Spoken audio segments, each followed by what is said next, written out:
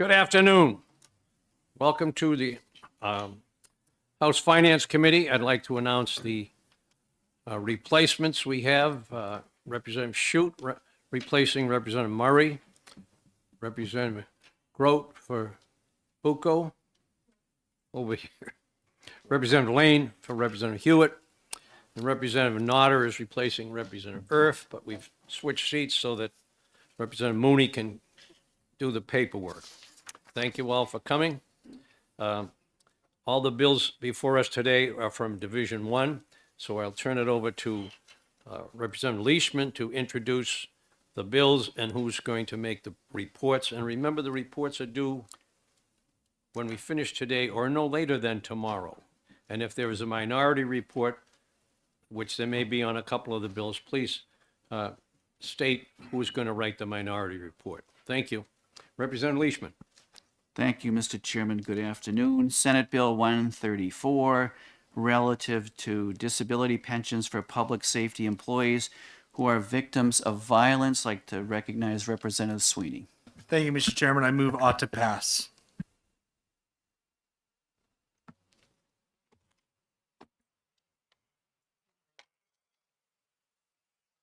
Thank you, Mr. Chairman. This bill establishes a new violent accidental disability retirement benefit for Group 2 members. The new benefits includes a violent accidental disability retirement allowance equal to the members' earnable compensation during their last 12 months of active service at the date of the member's disability, or an annual allowance of $75,000, whichever is greater. Additionally, it provides a medical subsidy benefit of $1,000 per month for persons not entitled to Medicare benefits and $630.63 per a month for persons entitled to Medicare benefits. That's obviously the technical financial language of the bill. When it came to testimony, there's two individuals that this bill would affect, and so just passing it fixes an error in the system that was overlooked. Any further discussion on Senate Bill 134? Seeing none, are you ready for the question? Clerk will call the roll on the motion of ought to pass on Senate Bill 134 FN.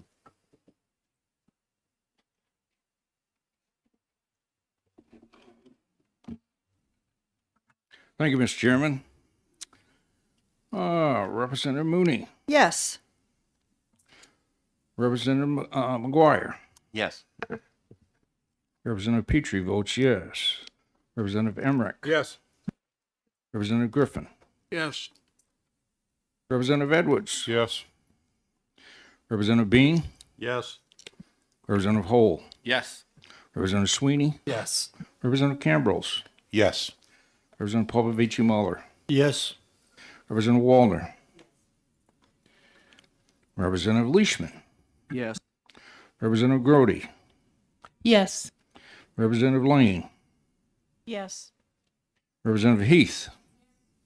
Representative Hewitt. Shoot. Sorry, I didn't quite I'm sorry. understand you. Yes. What's correct? Shoot? Is it shoot? Shoot. Oh, I had it right. Rotate. Grote. Okay. Representative Ebel. Yes. Representative Talarski. Yes. Representative Haken-Phillips. Yes. Representative Stringham. Yes. Representative Grassi. Yes. Representative Priest. Yes. Representative Weiler. Yes. Oh, snuck in there, didn't you? Okay, okay, you can be number 25. Representative Nodder. Representative Nodder. Yes. Sorry about that. I'm doing so much skipping here. Mr. Chairman, the vote is 25-0 in favor of the motion. And Representative Sweeney will write the report. And that'll be in the, since it does spend money, it'll have to be on the regular calendar. Now, Senate Bill 337, Representative Leishman. Thank you, Mr. Chairman. This bill is relative to doulas and lactation services providers certification. And I didn't know what doulas was, so I did learn something there. I'd like to recognize Representative Ebel. Thank you very much, Mr. Chair. I move ought to pass for SB 337. I'll second that. Okay, thank you. So for those that don't know what a doula is, a doula provides support for new mothers in particular who are breastfeeding and to help that whole process. To date, that has not been reimbursable by Medicaid, and it's hoped with this bill that it will be. In particular, this will pay or give money to the OPLC to support licensure for the doulas, and also from a revenue standpoint, there will be a fee associated with licensure. And it was felt within the division that this was a very worthwhile service that should be supported, so I urge the committee to vote ought to pass. Thank you. Further discussion on Senate Bill 337? Seeing none, clerk will call a roll on the motion of ought to pass on Senate Bill 337. Thank you, Mr. Chairman. Representative Mooney. Yes. Representative Nodder. Yes. Representative McGuire. Yes. Representative Petrie votes yes. Representative Emmerich. Yes. Representative Griffin. Yes. Representative Edwards. Yes. Representative Bean. Yes. Representative Hole. Yes. Representative Sweeney. Yes. Representative Campbells. Yes. Representative Popovici Muller. Yes. Representative Wallner. Representative Leishman. Yes. Representative Grody. Yes. Groda. Representative Lane. Yes. Representative Heath. Yes. Representative Schuett. Yes. Representative Ebel. Yes. Representative Tulorsky. Yes. Representative Haken Phillips. Yes. Representative Stringham. Yes. Representative Grassi. Yes. Representative Priest. Yes. Representative Weiler. Yes. Mr. Chairman, the vote is 25-0 in favor of the motion. 25-0 for ought to pass, and the report will be written by Representative Abel. Recognize Representative Leishman for Senate Bill 347. Thank you, Mr. Chairman. This is relative to infrastructure appropriations reimbursement for the city of Laconia. I'd like to recognize Representative McGuire. Thank you, Mr. Chairman. I move ITL on consent. I'll second that motion. So this is a bill that would have spent $3 million of the money that from the sale of the Laconia property for infrastructure for the new project for the buyer, but that whole sale fell through. We don't know what the property will eventually be used for, so therefore this spending is unnecessary. Further discussion or questions on Senate Bill 347? Seeing none, the clerk will call the roll on inexpedient to legislate for Senate Bill 347.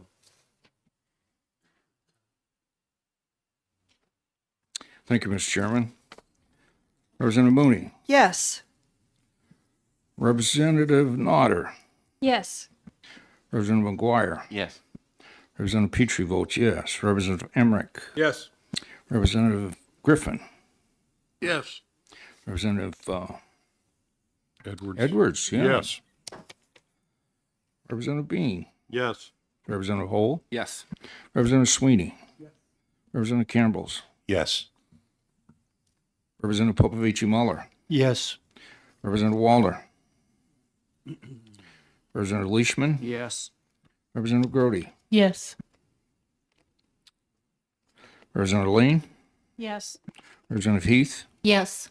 Representative Schuett. Yes. Representative Ebel. Yes. Representative Tulorsky. Yes. Representative Haken Phillips. Yes. Representative Stringham. Representative Grassi. Yes. Representative Priest. Yes. Representative Weiler. Yes. Mr. Chairman, the vote is 25-0 in favor of the motion. The motion being 25-0, inexpedient to legislate, this can go on the consent calendar, Senate Bill 347. Next, recognize Representative Leishman for Senate Bill 369. Thank you, Mr. Chairman. This is directing the Office of Professional Licensure and Certification to provide notice of public meetings and the opportunity to comment, creating a new position and making an appropriation therefore. I'd like to recognize Representative Sweeney. Thank you, Mr. Chairman. I move ought to pass. Second it. Evil. To speak to my motion, if this bill sounds very familiar to you, it should. It's a policy that we supported last year. The House voted it on the consent calendar. The corner office had a slight disagreement with it, which resulted in a veto. The bill came back. The Senate had passed it this way. We're adopting the changes that are amenable to that this can become law, and it's so it's pretty straightforward and simple. Thank you. Any further questions or discussions on Senate Bill 369? Seeing none, the clerk will call the roll on the motion of ought to pass Senate Bill 369. Thank you, Mr. Chairman. Representative Mooney, Yes. Representative McGuire, Yes. Representative Nodder, Yes. Representative Petrie votes yes. Representative Emmerich, Yes. Representative Griffin, Yes. Representative Edwards, Yes. Representative Bean, Yes. Representative Hole, Yes. Representative Sweeney, Yes. Representative Campbells, Yes. Representative Popovici Muller, Yes.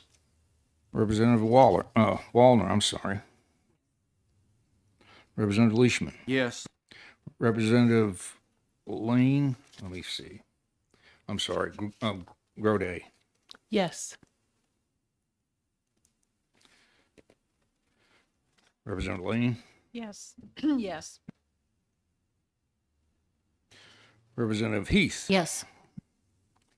Representative Schuett, Yes. Representative Ebel, Yes. Representative Tolarski, Yes. Representative Haken Phillips, Yes. Representative Stringham, Yes. Representative Grassy, Yes. Representative Priest, Yes. Representative Weiler. Yes. Mr. Chair, the vote is 25-0 in favor of the motion. Okay, the ought to pass on Senate Bill 369. This does spend money, I believe, so it will go on the regular calendar. And Representative Sweeney will write this report as well. Next, recognize Representative Leishman for Senate Bill 393. Thank you, Mr. Chairman. This is relative to making an appropriation to the Department of Environmental Services for funds to fund regional drinking water infrastructure. I'd like to thank Representative Sweeney for offering an amendment and recognize Representative Sweeney. Thank you, Mr. Chairman. At this time, I would move Amendment 1793H to Senate Bill 393, and it's being distributed. Just to really quickly explain, this bill came to us from the Senate with a $25 million appropriation in a mixture of general funds and federal funds.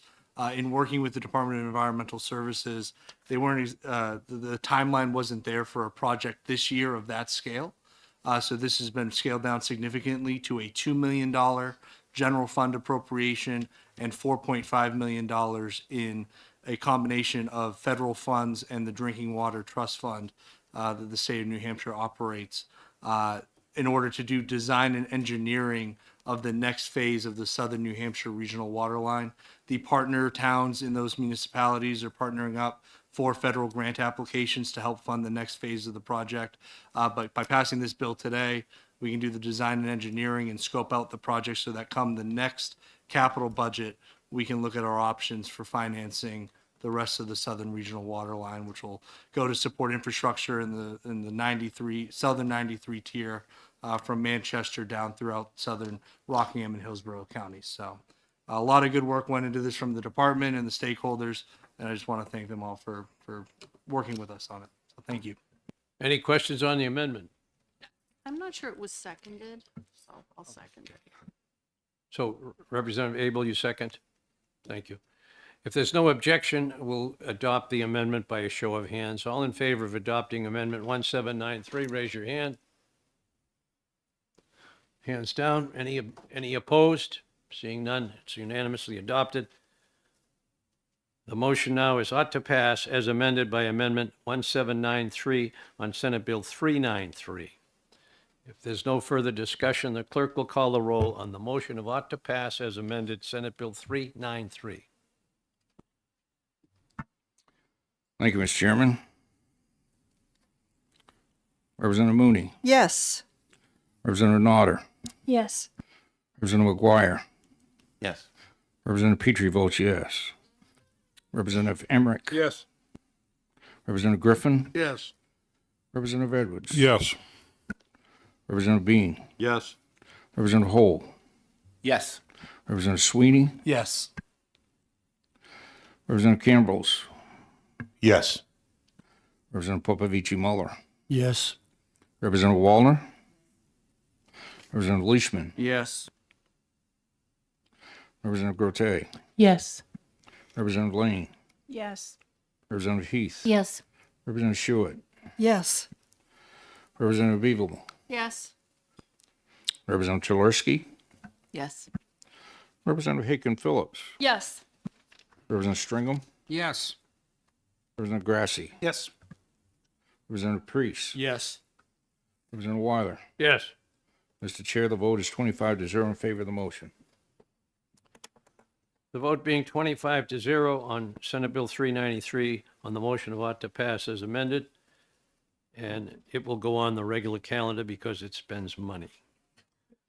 And that's quite an accomplishment, Division 3, all that agreement. Division 1, excuse me, all that agreement. We're a great Thank you. group, Mr. Chairman. You couldn't have a better group of people. Pleased to hear that. Senate Bill 303, recognize Representative Leishman. 403. Thank you, Mr. Chairman. This is relative to health care workforce. I'd like to recognize Representative Wallner. Thank you, Representative Leishman. What the bill does is it extends the work of the Commission on Interdisciplinary Primary Care Workforce. It allows for the Board of Nursing to issue a certificate of medication administration to current licensed nurse assistants, LNAs, who meet certain criterias. And it requires the Department of Health and Human Services to submit a Title, I don't know how many, a Title 19, I believe it is, Medicaid State Plan Amendment to allow for the reimbursement of services provided by certified community health care workers. And it allows the Division of Public Health within the Department of Health and Human Services to contract with community-based organizations to connect individuals and families with proper support to manage health care. And the financial part of this bill is there is no appropriation, but on page 4 of the bill, I will read to you how this particular bill will be funded.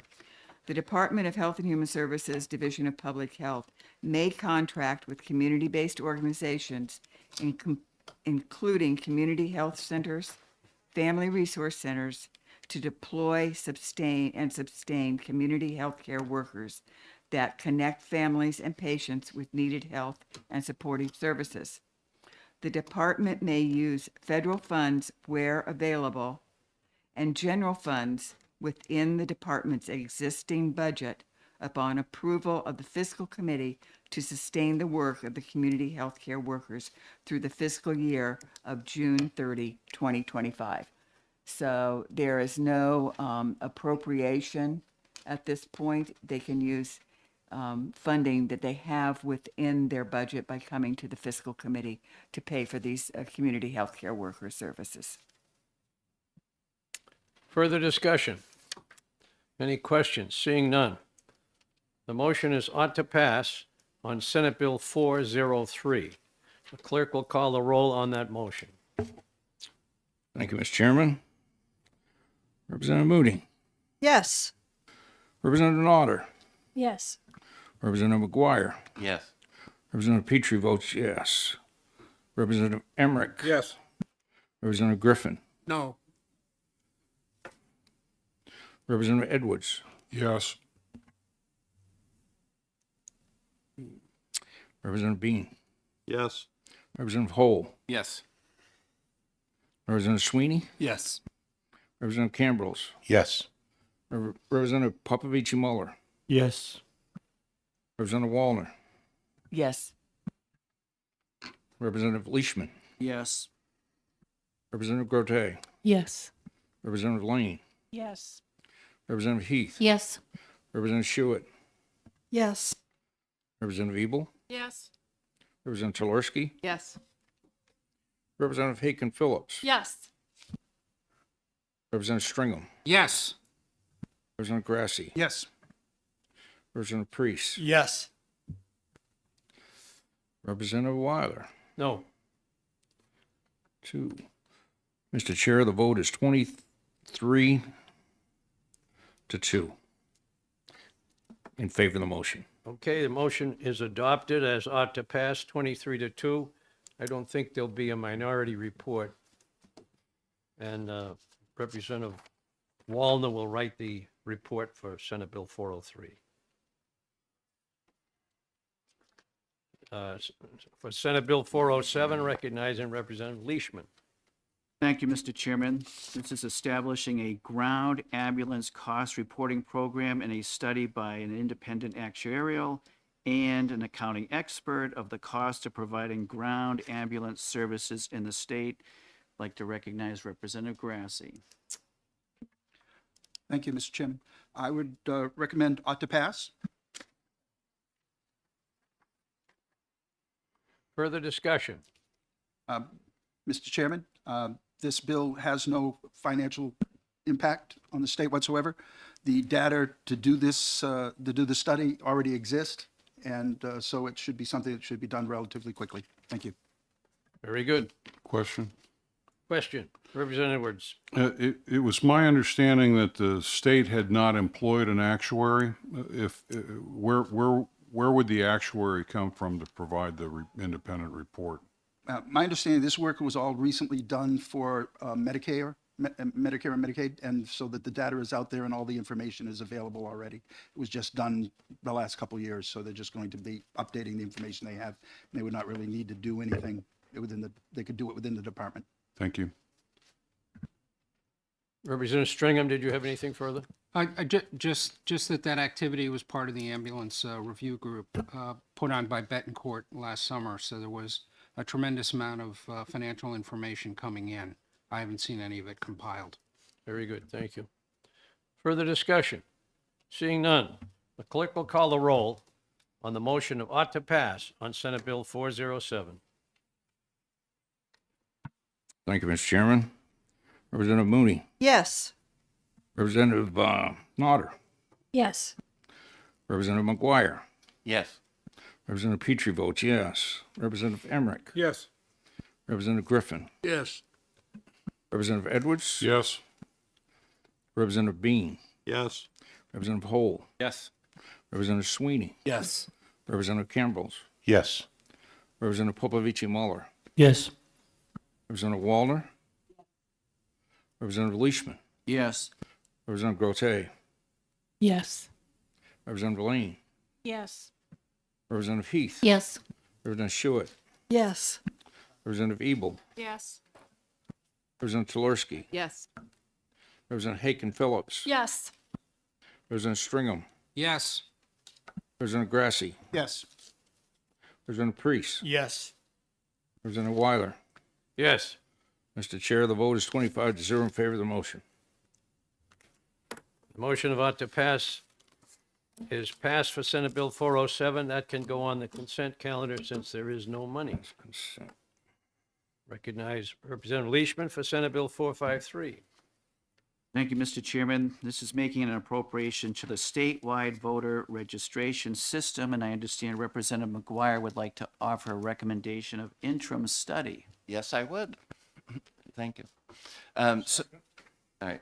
So we have new, since we met, and this, we didn't have any problem with this bill because we were told that everybody liked it, both our election law committee and the one from the Senate and so on. But since then, this is just the appropriation, and there's a companion bill, which I unfortunately don't know the number of. But we're told that the Senate is going to ITL the companion bill, which has the policy involved in creating this voter registration portal, and therefore the spending is unnecessary. So it seems to me that an interim study motion is appropriate, because if the Senate decides they actually, change their mind yet again and go forward with that bill, they can ask for a committee of conference on this bill, and then we can agree to passing it. But assuming that they're going to go forward with their current plans and not pass that bill, then this bill doesn't make sense. So, interim study. Questions, further discussion? Representative Papavici Mueller. Oh, you seconded? Seconded by Representative. It's already been seconded, as published. Representative Lane. Thank you. I would just ask Representative McGuire when that vote was taken. I understand, maybe Representative Sweeney can comment, but I understand it was a committee vote, but not yet a floor vote in the Senate. So there's still Correct. still time to argue with them, if that's what you'd like to do. Further discussion? Representative Wallner. Yes, thank you. So explain to me what would happen if the Senate moved ahead and did pass the bill. Then there wouldn't be an appropriation. So this is sort of like, is it the horse before the cart or the cart before the horse? Yeah, so thank you for the question. So again, I think if they decide to go ahead, then they will ask us for a committee of conference on this bill. Oh, is that not true? So we'd have to, we can't, right? Well, if you From know interim it, if study. you know that they've passed this before we have an action in the House, then you Yeah. could have a floor amendment to pass, to make this bill out to pass. I see. You say, So, yeah. Mr. Chairman? Mr. Chairman? Would it be appropriate to basically table this bill till tomorrow? So we can have some further discussion about this outside of the meeting and find out what's going on, and I think it would be a good idea to put it off. We put it at the end of agenda tomorrow. I think that's okay. without a problem, we'll take this one up tomorrow. Any objection? Yeah. Go talk to your Senate counterparts. All right. All right, bye. We'll delay judgment on that one till we know more, and we'll be meeting again tomorrow to discuss bills from this committee. All right. We'll recognize Representative Leishman for Senate Bill 476. Thank you, Mr. Chairman. This is making a capital appropriation to the Department of Corrections towards the replacement of the New Hampshire State Prison for Men. I'd like to recognize Representative Ebel. Thank you very much. I move ought to pass on Senate Bill 476. Second. Okay. Motion and a second of ought to pass on Senate Bill 476. Would you like to go into the finances of it? I would.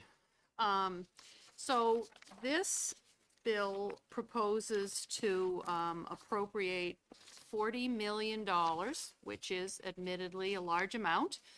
This would be capital appropriation, so it would be raised through bonds. The expenditure for interest is estimated to be about $4.6 million annually. Commissioner Hanks came and spoke to us about the condition of the prison, and you heard quite a bit about the condition of the prison from Chair McConkey, who heads up Public Works and Highways, in our last session when we talked at length about the condition of the prison.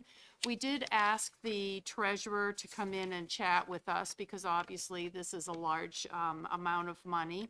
It is off cycle. It's out of the capital budget. In the last capital budget, we appropriated 10 million, even though the request was for 50. The upshot is for this amount of money, it would be for the architectural, engineering, programming, design, and construction documents for a new state prison for the men. You know, you can't kick the can down the road forever, and at some point, we have to start to move forward because we recognize that the condition of the men's prison, if you've ever been there, you know this, and if you haven't, take our word for it. It needs something.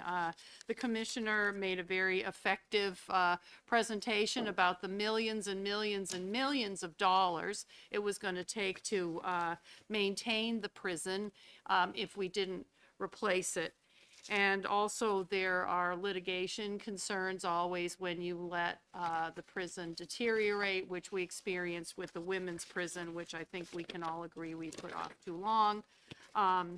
We asked quite a few questions, and we were convinced not only of the desirability of moving forward with this, we were satisfied that the amount that they were talking about for the appropriation was the right amount, and of course it could go down. We did talk about other models of prisons that were being built that we could look at. And all in all, especially after our conversation with the treasurer, we were convinced unanimously that we should go forward with this bill. So on that basis, I would ask the committee to join Division 1 and vote ought to pass. Thank you. Further discussions, comments, questions? Representative McGuire. Yes, thank you, Mr. Chairman. I would agree that this is a big expenditure and it's just the start. We're told that the prison eventually will cost something like $550 million, but we're talking about a capital expenditure that will be, used by the state for many, many decades. And so it's appropriate to borrow the money, and the current state of the prison in Concord is horrible, and it needs to be it needs to be changed and it needs to be updated. And the good news is that the biggest expense of the corrections department is personnel. We're currently spending in excess of $70,000 per inmate for operational expenses, and the design of a prison can be done in a much more efficient way than it was back in the 18 whatevers when Concord was designed. And so therefore, it's possible by having a new prison, we will save money on the operational aspects of that. Representative Edwards for a question. Thank you. I don't know if that was humor or not. You said the prison was built in the 1800s. Do we have a real date for the opening of the prison? Well, the original building was actually built, I believe, before the State House, because I understand that the architect who did the State House got the job because he had designed the prison and got it in under budget, on time and under budget. And so, yeah. So I guess but that building, it's on the same location, but that building, which was, because the State House is 1819, and the original building of the prison was 15 or something like that. That building's no longer there, but the current building is 1878, and then there are newer buildings also. Thank you. That's a very old building. Yeah. Yeah, it's 150 years, so. Further discussion? Seeing none. The motion is ought to pass on Senate Bill 476 FN. Seeing no further discussion, the clerk will call the roll on that motion. Thank you, Mr. Chairman. Representative Mooney. Yes. Representative McGuire. Yes.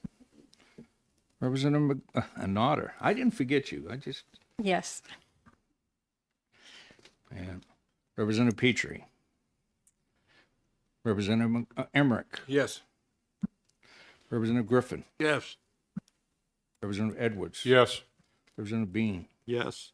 Representative Hole. No. Representative Sweeney. Yes. Representative Cambrils. Yes. Representative Popovich Muller. Yes. Representative Wallner. Yes. Representative Leishman. Yes. Representative Grote. Yes. Representative Lane. Yes. Representative Heath. Yes. Representative Schuett. Yes. Representative Evil. Yes. Representative Chalorsky. Yes.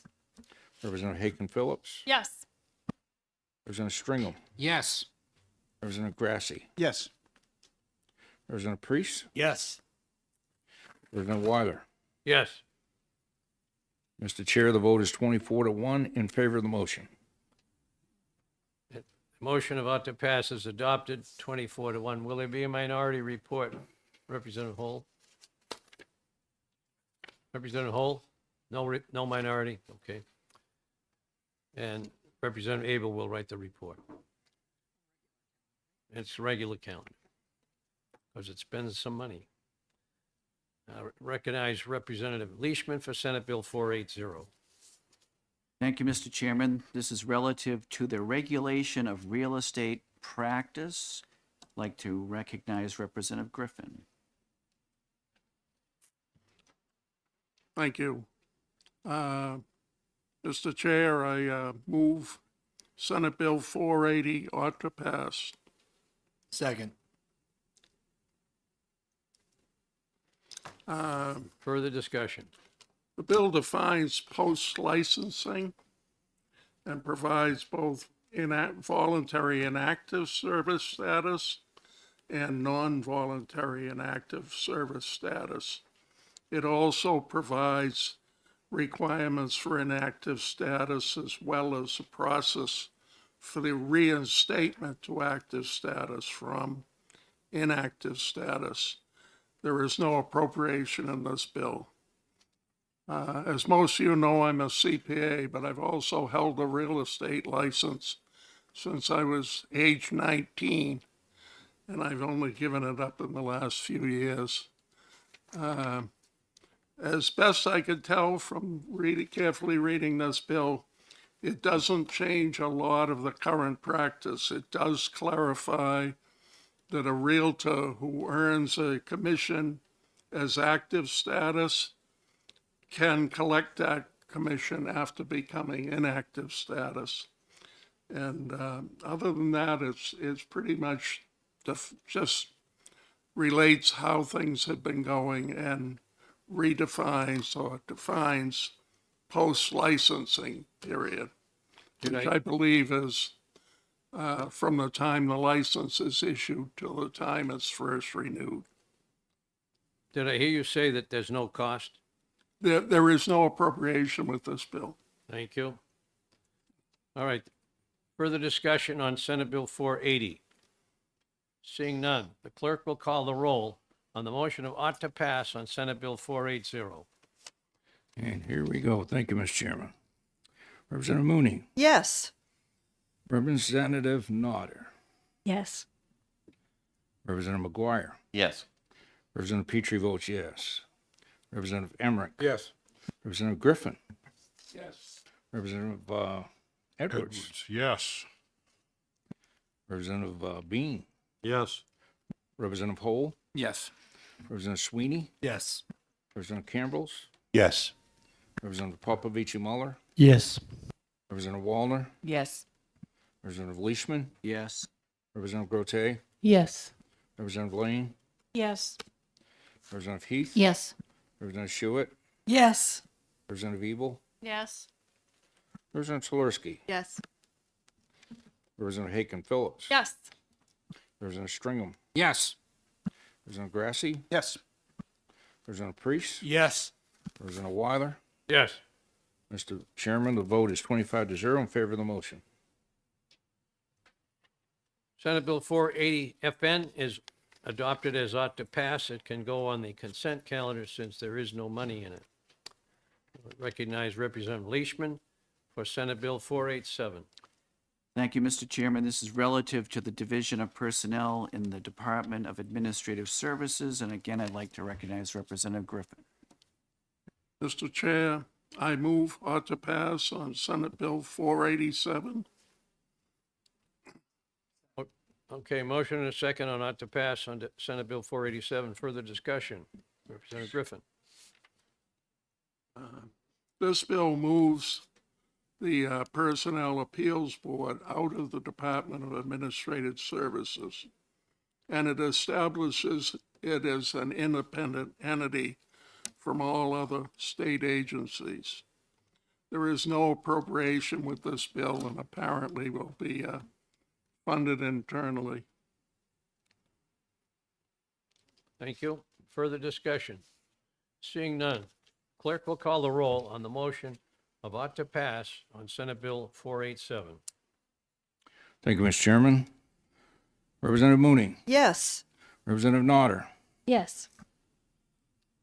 Representative McGuire, Yes. Representative Petrie votes yes. Representative Emmerich, Yes. Representative Griffin, Yes. Representative Edwards. Yes. Representative B, Yes. Representative Hole, Yes. Representative Sweeney, Yes. Representative Campbells, Yes. Representative Popovici Muller, Yes. Representative Wallner, Representative Leishman, Yes. Representative Grody, Yes. Representative Lean, Yes. Representative Heath. Yes.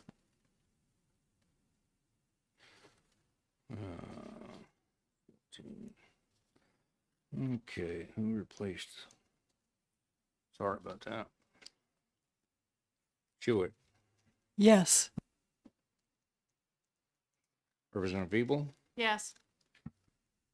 Representative Tolarski, Yes.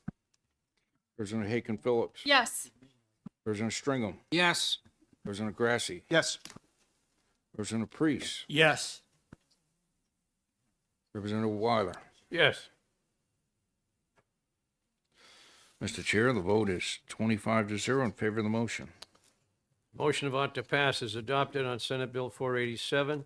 If there is no money in this, we can put this on consent.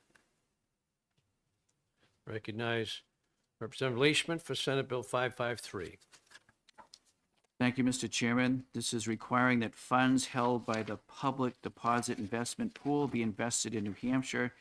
I'd like to recognize Representative Sweeney, who has an amendment for us, and thank him for his efforts.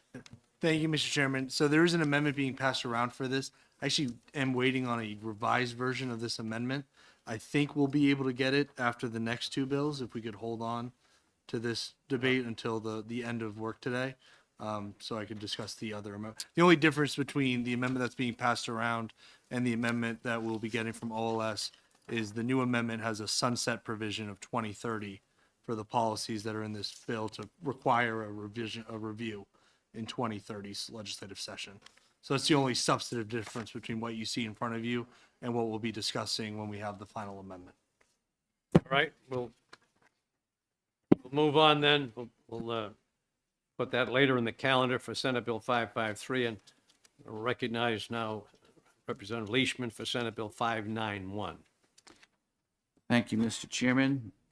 This is modifying definitions, claims procedures, and funding related to the Youth Development Center Settlements Fund and Claims Administration. I understand Representative McGuire perhaps has a new amendment. Yes, I don't know that I have it. Do I have it?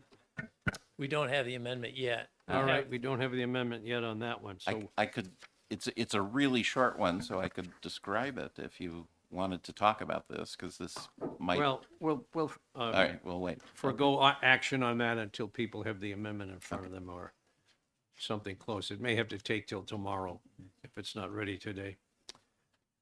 I'll recognize Representative Leishman for Senate Bill 604. Thank you, Mr. Chairman. This is providing a death benefit for a New Hampshire hospital security officer killed in the line of duty. I'd like to recognize Representative Griffin. Thank you. Thank you, Mr. Chair. I move on to pass with amendment on Senate Bill 604. Motion and a second on I've not seen the amendment. Senate Bill I 604. suspect it's okay. I just want to see it. Okay. We have it now. I do. 20 seconds, if I may.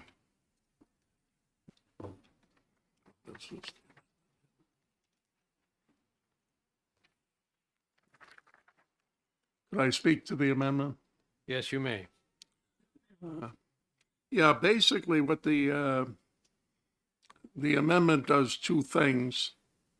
One, there was a question raised about the constitutionality of the bill making a payment to an individual rather than a class of individuals.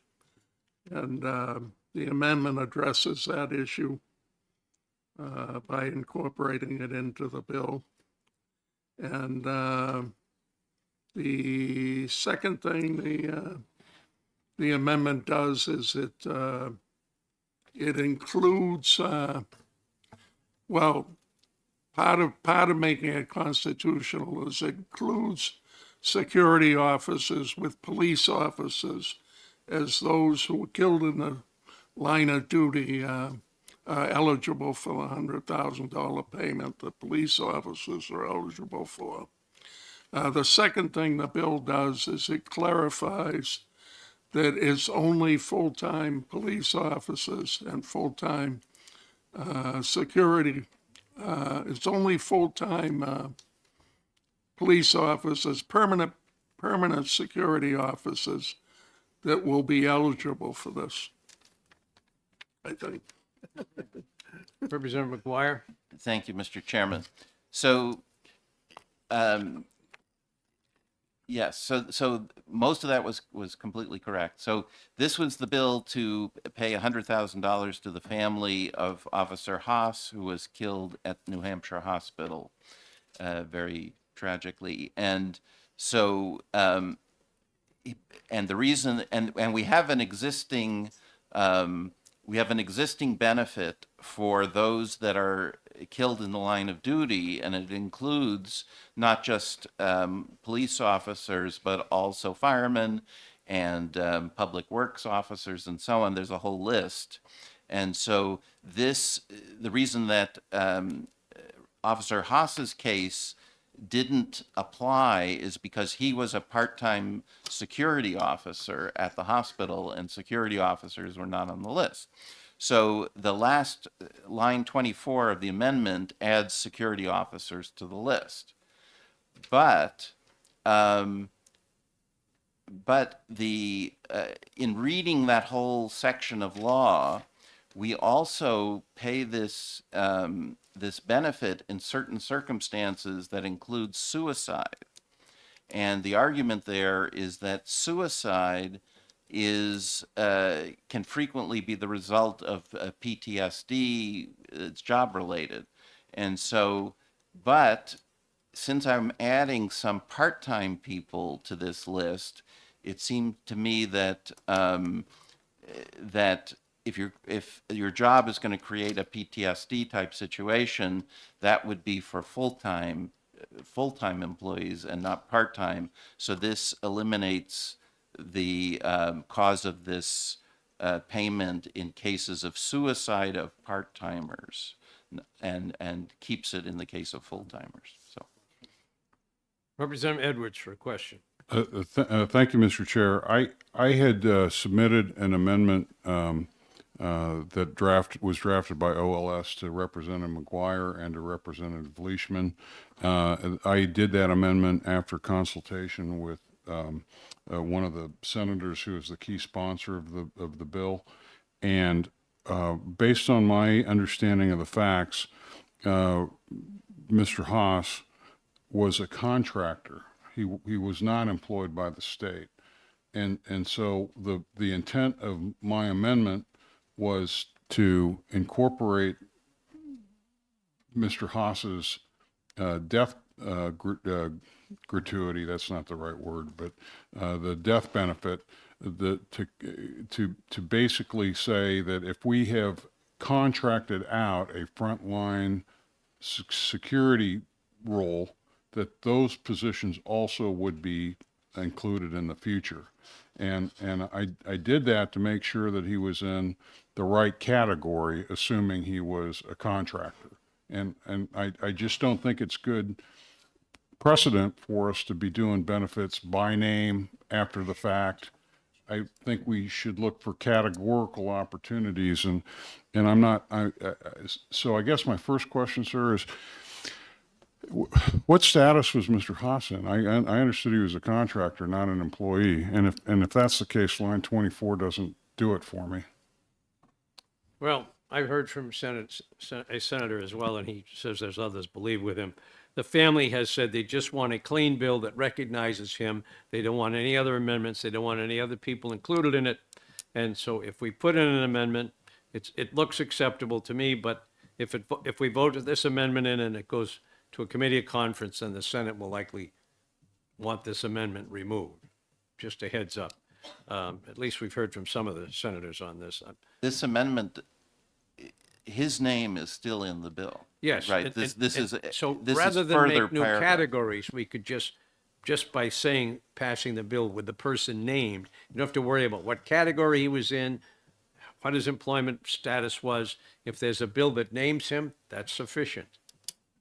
So Representative Shute, you had a comment? Thank you, Mr. Chair.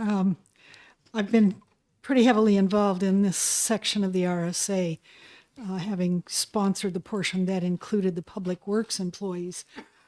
As soon as Chief Haas was killed, I made similar inquiries to Representative Edwards, and I agree, he was a different category. I would add a further complication, the term including suicide, but the end of that sentence says, while in the performance of his or her duties. I would submit it's very rare that someone commits suicide while they are performing their duties. It's usually while they're off duty. So I think that's a further complication that this amendment puts forward. Further comments? Representative Hull. Thank you, Mr. Chair. To the prior comment, I believe that the issue regarding involving suicide, comma, right, in the performance of his or her duties is current law, so we're not making a change there. I have always had concerns about when we start addressing suicide with a death benefit, that we potentially have an unintended consequence of encouraging someone who's facing severe depression already, that they now have yet a financial incentive to end their life. That's not the purpose of this bill. But it has been, there is an issue of an unintended consequence when you allow suicide to be included, but that's not the purpose of this bill. This is regarding a person who was employed either directly or indirectly by the state of New Hampshire as a security guard, guarding the state hospital, potentially a place that could be dangerous. He was at the metal detector. It is my understanding from news reports he was still alive by the time he made it to the hospital. And the underlying cause of what led to this tragic circumstances hasn't been addressed, is currently being addressed by new RFPs by the department to make sure security guards are in fact armed at our various institutions. Disarming a security guard is a real danger to their life. So I agree with what we're trying to do for changes here. I just want to make sure that this passes muster relative to retroactive law. Someone else? Representative Edwards? Thank you. I'm going to assume that Representative Schuett has confirmed what I said, that Mr. Haas was serving as a contractor at the time of his being shot to death. And I very much want to help their family and support their family. Talking to the senator, I think that was you talked to as well, I was supposed to be given the phone number so I could talk to the family, and that number never came to me as promised. Or I would have checked on it personally that this alternative approach would be good. I would like to ask either Representative Leishman or McGuire if they have a copy of the amendment I emailed them. I'd like the ability to enter that amendment into discussion. Unfortunately, I don't think I ever saw that amendment. I don't know if Representative McGuire did or. Yeah, I did. I don't know if LBA has it. It should have my name on it, Edwards. I don't know. Yeah, I can, if you want to recess for 8 minutes or something, I can print them. Yeah, I entirely want to protect their family, but I want to do it in a way in which we're not doing one-offs retroactively. It just looks inappropriate from a principle and consistency perspective. Representative Heath for a question. Thank you, Mr. Chair. I too have spoken with some of the senators, and their intent in this bill was to honor this man for what he did for his family. And I think that we're getting away from that intent and purpose. I mean, this is our way that we can honor him for giving his life for us and for so many at the state hospital. So I would love to see this bill go forward unamended as is so that we can honor this man in the manner in which he should be honored. Thank you very much. Further Mr. Chairman. discussion. Mr. Representative Leishman, then I'll come back to you, and Representative Wallner. Yeah, just to follow up to Representative Heath, it would certainly be cleaner if you look at the bill as it came to us from the Senate. It doesn't matter whether he's a contractor or anyone else. He was shot and killed, and I think we should honor this bill as it came forward. As it says here, a Department of Safety security officer, whether he was a contractor or again part-time employee. I think we really ought to move this forward and pass a $100,000 appropriation without mucking it up. Representative Wallner. I would agree. And if there needs to be amendments to this particular language about death by suicide, it seems to me it's not in this bill. I mean, this is not the time or the place to be doing that. It should have had a public hearing. It's a whole nother subject matter. And for that, I think we should go to the original bill. Okay, we'll wait till Representative McGuire comes back in. Representative Edwards again. So I just want to make sure that people understand the deep sympathy I have for this family. I've served with people who've died in the line of duty. I get it. I just think that it's important for us to honor the family and to do it in the right principled way. And that is not a call out simply by name. If the goal is to honor him, we can do that in a resolution. I don't think that's what we're trying to do. We're trying to appropriate $100,000 for a particular purpose for a particular person that benefits, and that's all. It's all okay, but I think there's a better way to do it, and I really would like you all to just maintain an open mind until you can see what the amendment I'd like to bring forward. Representative Hull and then Representative Grota. Thank you, Mr. Chair. If you had asked me the day after this unfortunate tragic murder whether he was covered, I would have thought yes, based on the job he was serving. I'm aware of the death benefit policy that's been in statute for a number of years, and I would have said he would have been qualified under the prior language, but for the technicalities, I guess. And the fact that we had someone serving to protect other employees, to protect our patients as a security guard who was then murdered on the job, who was not covered. I think we need to do something, but I also know that we need to at some point address the underlying policy. And I think that was the attempt of the committee to make sure that those positions in the future that are serving that role of security are in fact protected. Representative Groda. Thank you, Mr. Chair.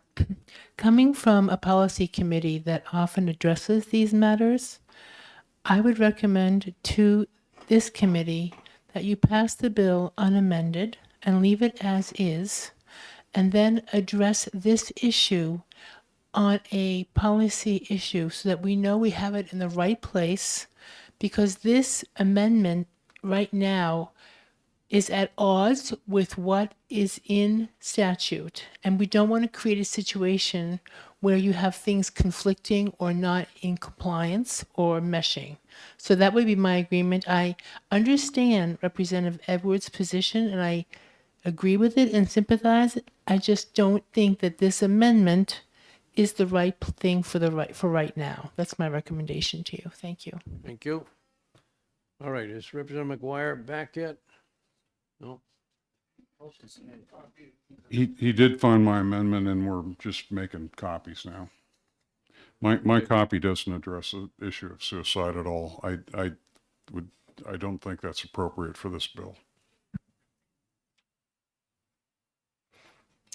Okay, we have one amendment before us from Representative. Is that Representative McGuire's amendment? Yes. All right. Representative McGuire, there's not great acceptance among the group for your amendment, but we'll put it up for a vote if you want to move it. Would you like to discuss the alternative first? Which Sure, is- if you've got it. And it's Yeah, being it's passed being out. handed out. So this, or maybe Representative Edwards would like to speak. I can speak to it if permitted. Mr. Chair. You're recognized to speak. All right. So, so I wanted to verify a few things with OLS. The key thing I wanted to verify was that it was constitutional to do a retroactive benefit. And indeed it is, and there's precedent for it.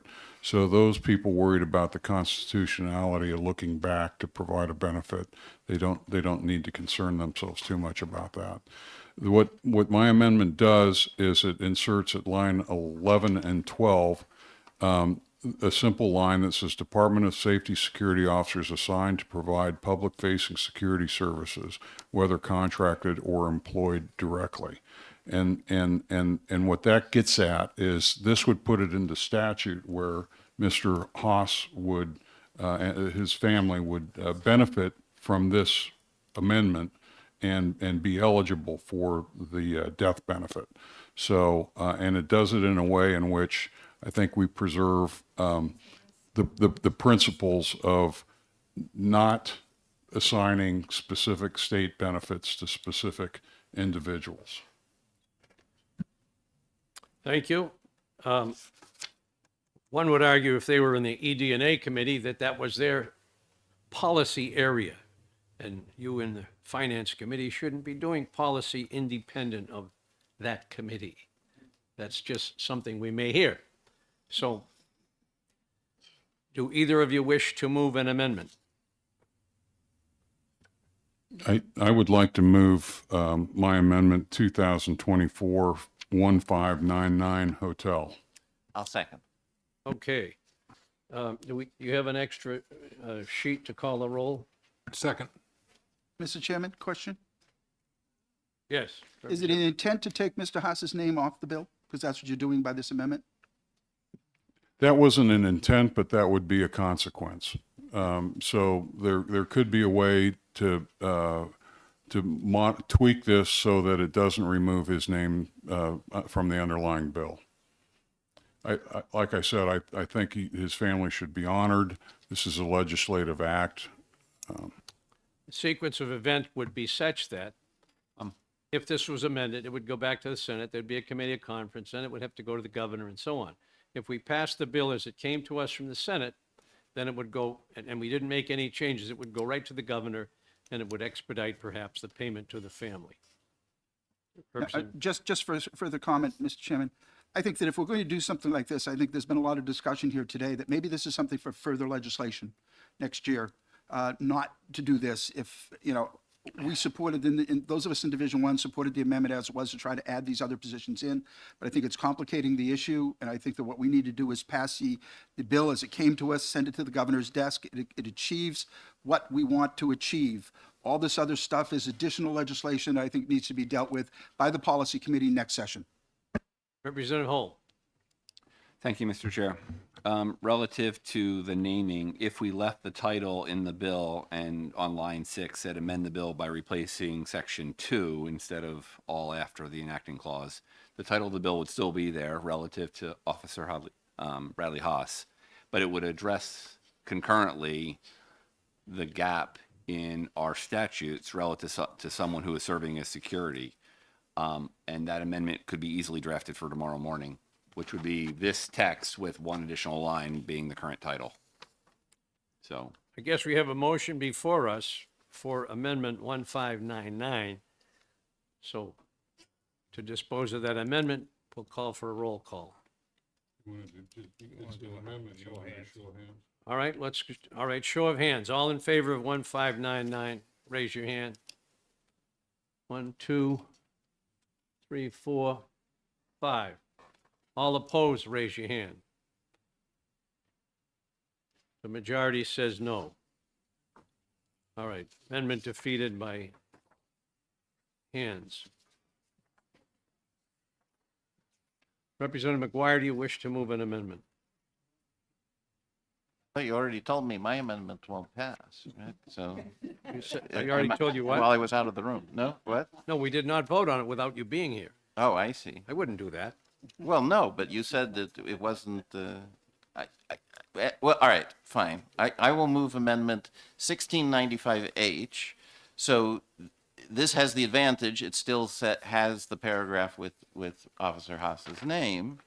And it's very similar to the one we just proposed. It's just that it doesn't have the word contracting under security officers. It has this security officer line, right?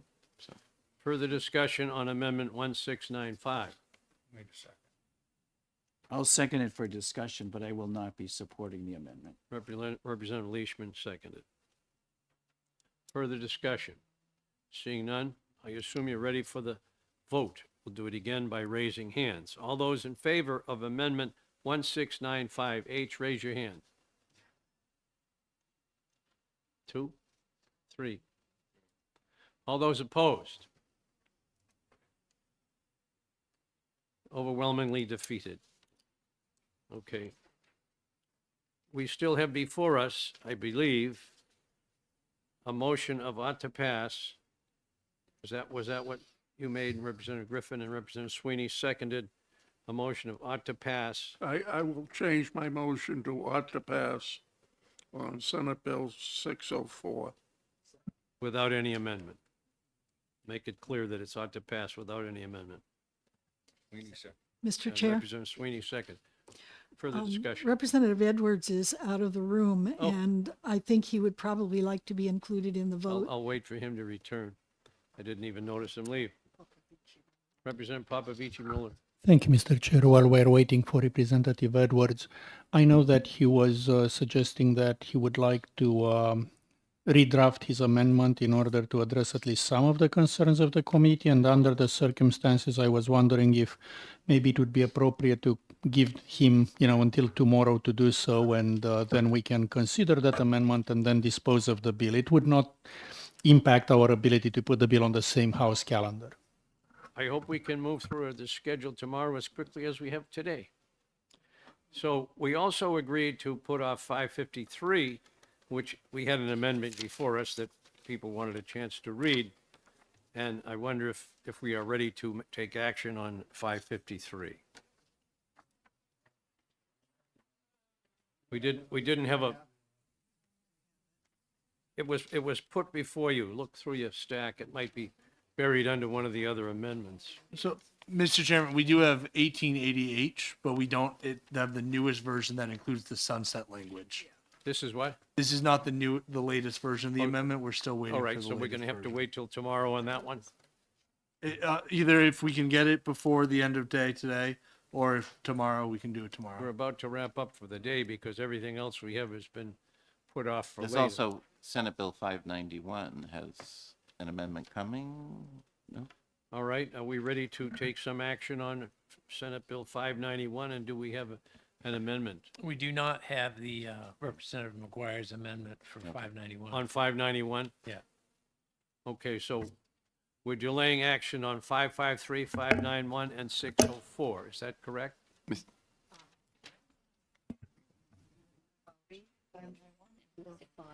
Last three. Mr. Chair, could I please ask for clarification? Again, why are we delaying 604? Please, I'm sorry, I didn't understand. We were waiting for the return of Representative Edwards for the motion of just simply ought to pass, and decided to wait for him to return before we had that vote. Representative Telersky. Thank you, Mr. Chairman. I just don't know if a recess of till maybe 2:30 would be enough time or not. I'm looking to the LBA people. Is that your request? I'm wondering if they believe that if we recess to 2:30, if there's a chance the amendments would be drafted by then. I don't know. I'm directing the question through you to them. All right, and LBA, any question? Any answer to Sure, I that? think that would give OLS a little bit more time to draft these because they just got them before lunch, so. All right, we'll take a break till 2:30 and see if we can wrap up any of these other events. Thank you. Finance Committee will be in recess till 2:30.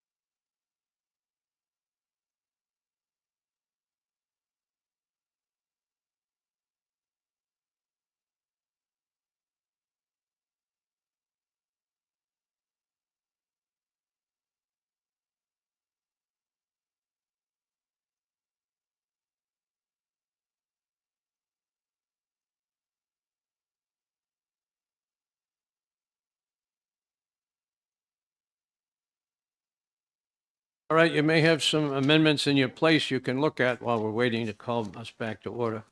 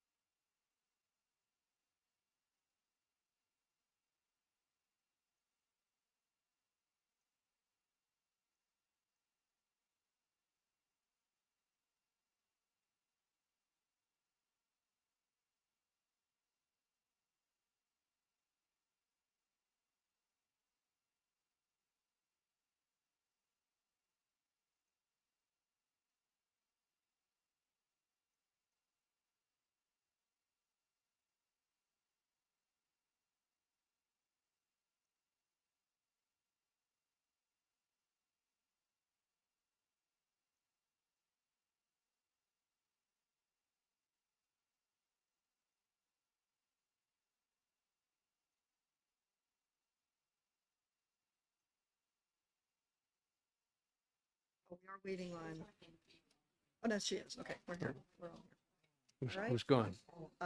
Connie Lane is. Oh, she's right there. All right. 20 more seconds.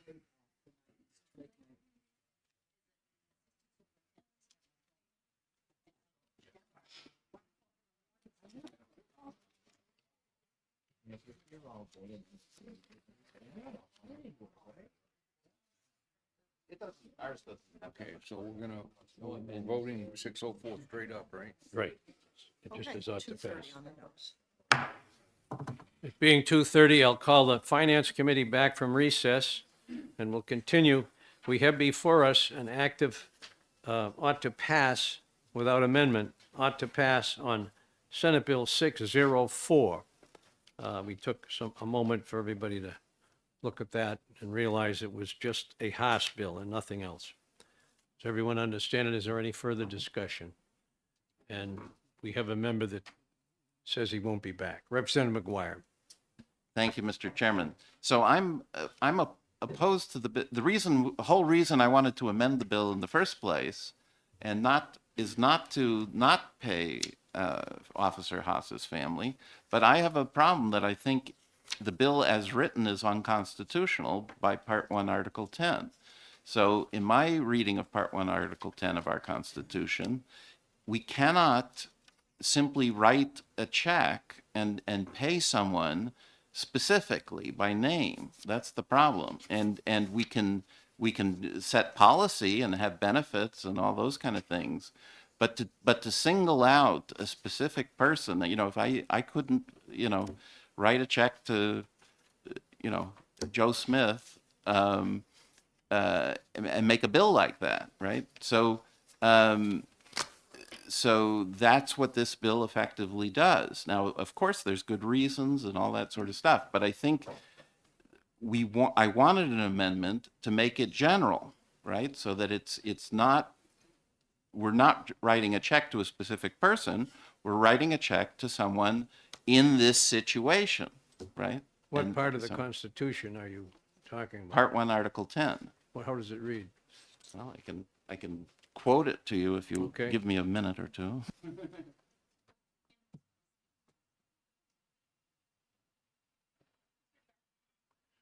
Representative Hacken Phillips? I was here last term when we had a specific bill with an appropriation that was defined as folks who had lost some money due to some investments. I'll try not to characterize what type of investments, but I do believe that there were very few limited people who benefited from that appropriation, and that was not deemed unconstitutional. And in this case, we are talking about a family who will benefit from this appropriation. So again, it's another class of folks that will benefit. So I don't believe there is a constitutional concern. And furthermore, I believe that the Senate has clearly had the moment and the time to think through the same issue, and they found it fit to pass it along to our House. Furthermore, the Policy Committee also approved it. So here we are looking at the appropriation, and I think it's our duty on this committee to really focus on that financial commitment and whether or not the state is capable of making that appropriation. So I hope my colleagues will join me and move forward with approving ought to pass for 604. Thank you.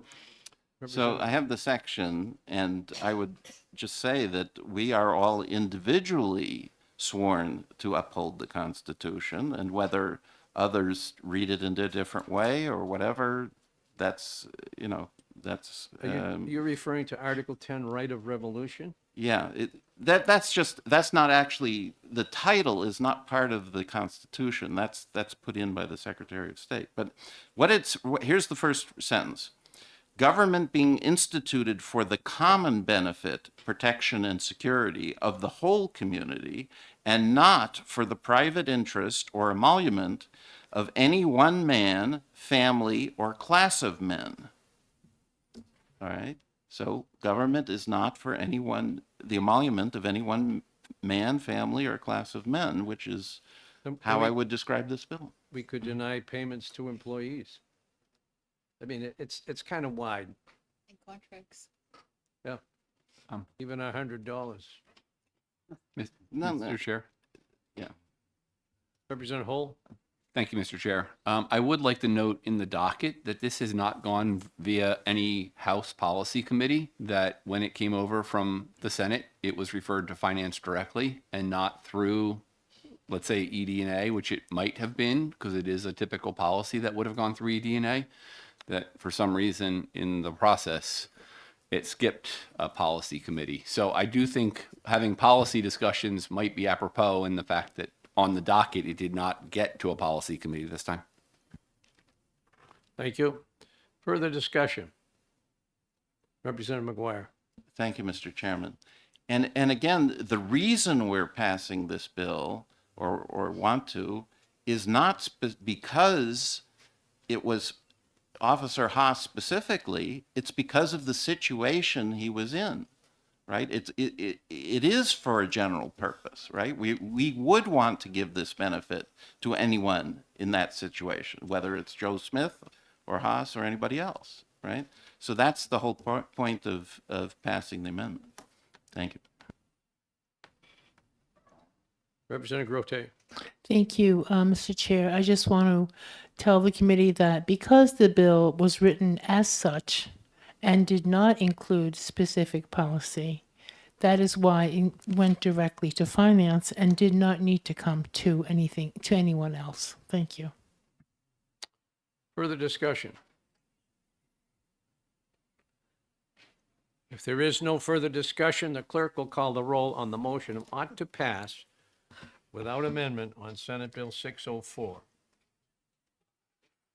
Thank you, Mr. Chairman. Representative Mooney. Yes. Representative McGuire. No. Representative Nodder. Yes. Representative Petrie votes yes. Wait a minute. I got to put it in the right place here. Representative Emmerich. Yes. Representative Griffin. Yes. Representative Bean. Yes. Representative Hole. No. Representative Sweeney. Yes. Representative Campbells. Yes. Representative Popovici Muller. Yes. Representative Wallner. Yes. Representative Leishman. Yes. Representative Grote. Yes. Representative Lane. Yes. Representative Heath. Yes. Representative Schuett. Yes. Representative Ebel. Yes. Representative Telersky, Yes. Representative Haken Phillips, Yes. Representative Stringham, Yes. Representative Grassi, Yes. Representative Priest, Yes. Representative Weiler. Yes. Mr. Chairman, the vote is 22 to 2 against. The motion passes. Minority report. I'm sorry.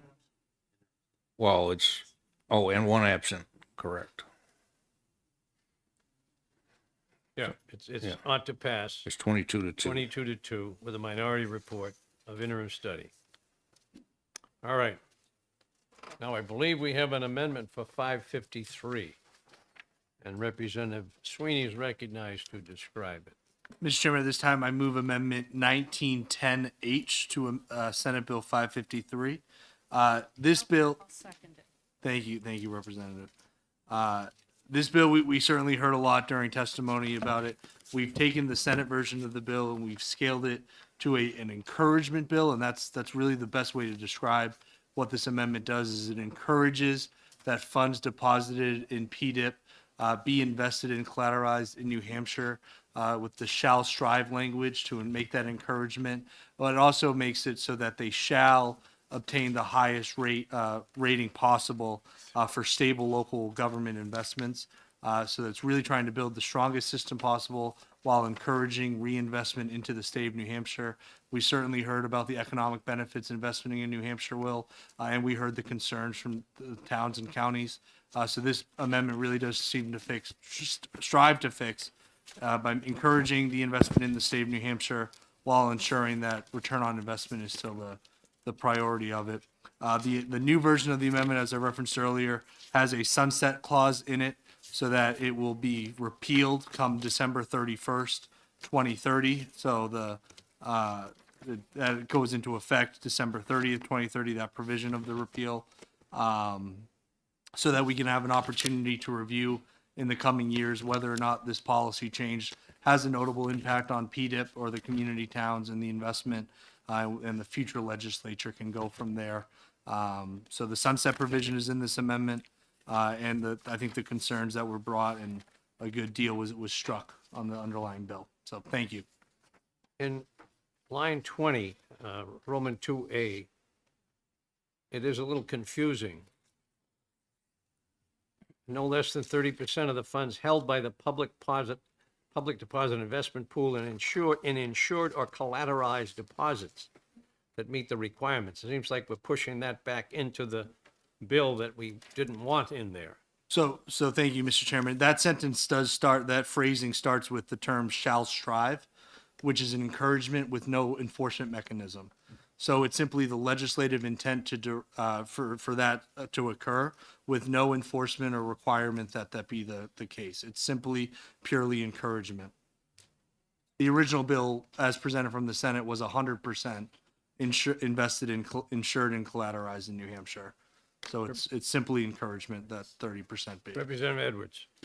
Thank you, Mr. Chair. 2 points. The first one's a small one. I think I heard you say December 31, 2030 for a sunset.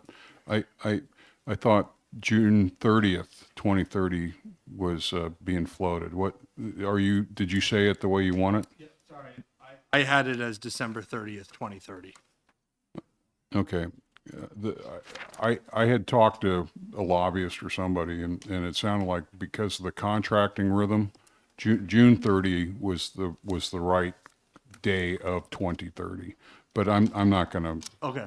Yeah, fight it's over 6 that. months after, so Yeah, they can yeah. still fix the contract before. Follow up. Follow up. And then when this was being discussed with a friend from the other body, it was suggested that line 21 would be up to 30%, not no less than 30%. What kind of discussions have been had about 30%, whether we're trying to create a ceiling to strive for or a floor to not fail to meet? I think, thank you for the question, Representative. I think with the language of shall strive, the different up to or no less has no practical impact, since we really just want them to get to 30%, but with no expectation or requirement to get there. I think the terms, obviously, if the other body feels strongly about that, they can form a committee conference, and I would volunteer to serve on it. All right, thank you for the answers. Representative Griffin. Thank you, Mr. Chair. The public deposit insurance pool was created some 30 years ago and has been a great success. Its goal has always been to obtain the best return available with safe investments. In that time, it has never lost money. It has grown to nearly $700 million invested by counties and municipalities. SB 553 seeks to change the pool's investment policies in two ways. Investments must be deposited in New Hampshire banks, and they must be insured or collateralized. The amendments that are offered soften those requirements somewhat, but there's no need for amendments. This bill is a bad bill, and we should not pass it. All the users of the pool that we heard from oppose the law due to the likely deterioration of their investment returns. In 2023, the law was amended to place the trust under the state treasurer.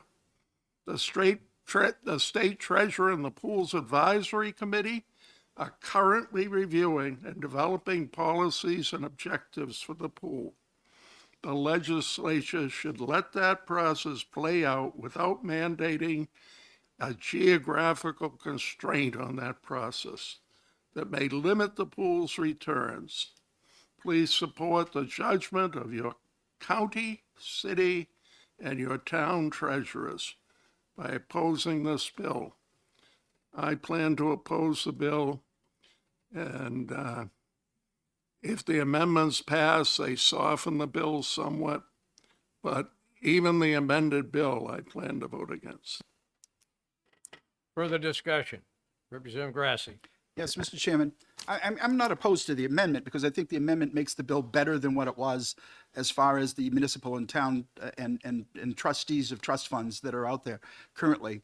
And I think that it really, just makes it aspirational. I'm a little wondering why we have to sunset something that's aspirational, but obviously that's what the amendment that we have before us, and I'm willing to support the amendment. But I will oppose the bill because I think that, as Representative Griffin said, we had just about every town administrator and county administrator here telling us that they did not want to see this change. They want to see us to not do this this time, to let the state treasurer, it's only been put into her hands this past year, to let the state treasurer work on their policy. And then if there's if there's a problem, we can deal with it in the future. What I would recommend is that we take the amended bill and we send it to interim study, because that's something I think that we need to take a look at to address the issues that they have, because this negotiated settlement was not done in consultation with any of the towns or trustees of the trust funds. This was something that was done by the treasurer and the banking and the Bankers Association. I think that, this has been, let the treasurer do their job. Let's interim study this to see what happens over the next 12 months. And then we can, a bill can possibly come in the fall if nothing happens over the summer to deal with this issue. But right now, we need to have more involvement by the municipalities in this. And that's who we represent, is the municipalities. And that's why I will vote to support the amendment, but I will oppose the bill. I think the orders I have of questions is going to be Representative Stringham, Representative Popovici, then Representative Hull. Representative Stringham is recognized. Thank you, Mr. Chair. I was intending to not support the base bill, but I am going to support the amendment, and I will support the bill as amended. I did talk to my cities and towns and our county.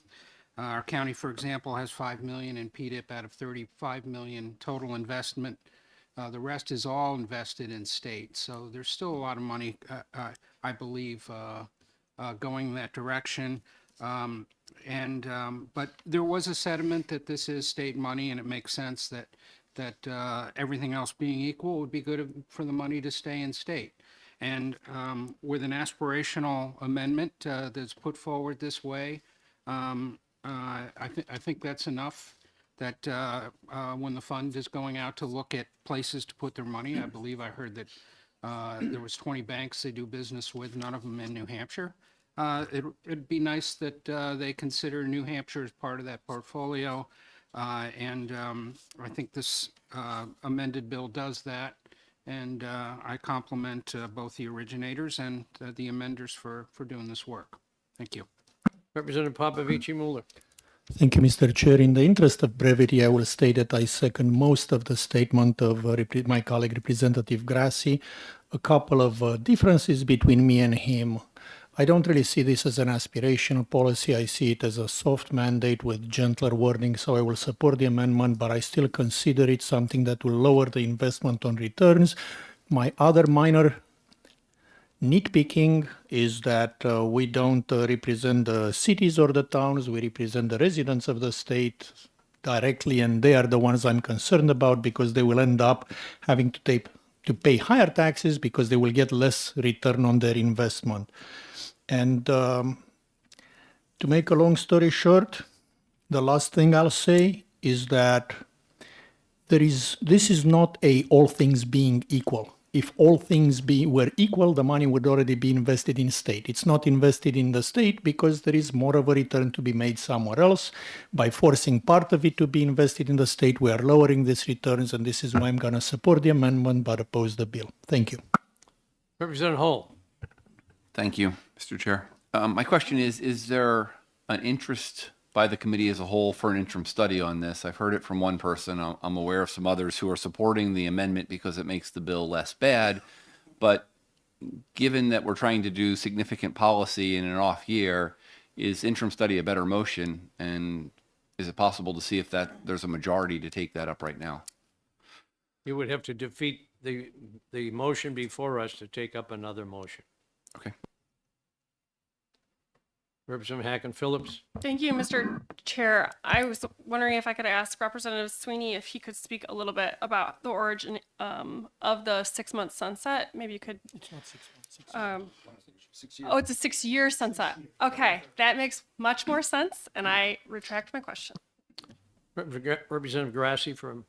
Yeah, I think this is, first of all, I'm wondering why this didn't go to Commerce instead of here. It should have went to Commerce first to have the banking division look at that. And I think that this is something that certainly, if we've sent it to interim study, that I was wondering if Commerce could actually pick up the bill and study the bill there in Commerce and develop something. Because I think that would be the appropriate place to have an interim study done. Representative Mooney. Thank you, Mr. Chair. I do have a question now with regards to line 31, effective date. And then it proceeds to say Section 4 of this act shall take effect on December 30th, 2030, not cease to take place on December 30th, 2030. No, that's typical the way they write repeals. It refers to Section 4, which is So the repeal. there are two effective dates in the bill. On the second page, the remainder of this act shall take effect upon its passage. So only the repeal section takes effect on December 30th, 2030. So Further questions? Representative McGuire. Thank you, Mr. Chairman. Then Representative Lane. Yeah, I'm in agreement with Representative Grassi and Griffin on this. This is policy that's been in place since 1991. There's an advisory committee that helps the head of the program, which was for a long time the banking commissioner. Last year we changed it to the treasurer, but it helps them set policy for this fund. And that committee includes 2 New Hampshire bankers. And so that committee is perfectly capable of implementing this policy that's in this bill if they think it's prudent. The fact that they haven't done so in 30 years tells me that it's not a good idea. And so I don't think, we specifically asked in committee, we asked the treasurer, is there a sense that there's something wrong with this fund that needs to be fixed? And she said, no, that it's not a case of something, broken that needs to be fixed. So, and all the people that came to testify who actually have money in the fund are happy with it and don't want changes. So I'll vote for the amendment, but not the bill itself. Representative Lane. Thank you. I want to go back to line 21 on the comment that was made, I think it was by Representative Edwards. I do think it's important to make it up to 30% because that is the ceiling. If you say less than, you can't go below 30. So that is requiring them to invest in 30%. And I don't think that was the intent of the compromise, but I don't know for sure. But I would say, while I'm favoring in general this amendment, I can't vote for it as written unless somebody can explain to me that I'm wrong, which I often am. So thank you. Representative Sweeney will attempt. Thank you, and thank you for the question. So the full phrase does start with, the investment advisor selected by the state treasurer and advisory committee shall strive to maintain no less than 30% of the funds. The phrasing shall strive is what makes it the encouragement. Certainly no less or up to are after the shall strive feel interchangeable at that point. There's no requirement in the law that it be 30%. The striving is the encouragement is to get to no less than 30%, but it is not required, mandated, or there's no penalty to anyone if it doesn't get to there. It's simply encouraging them.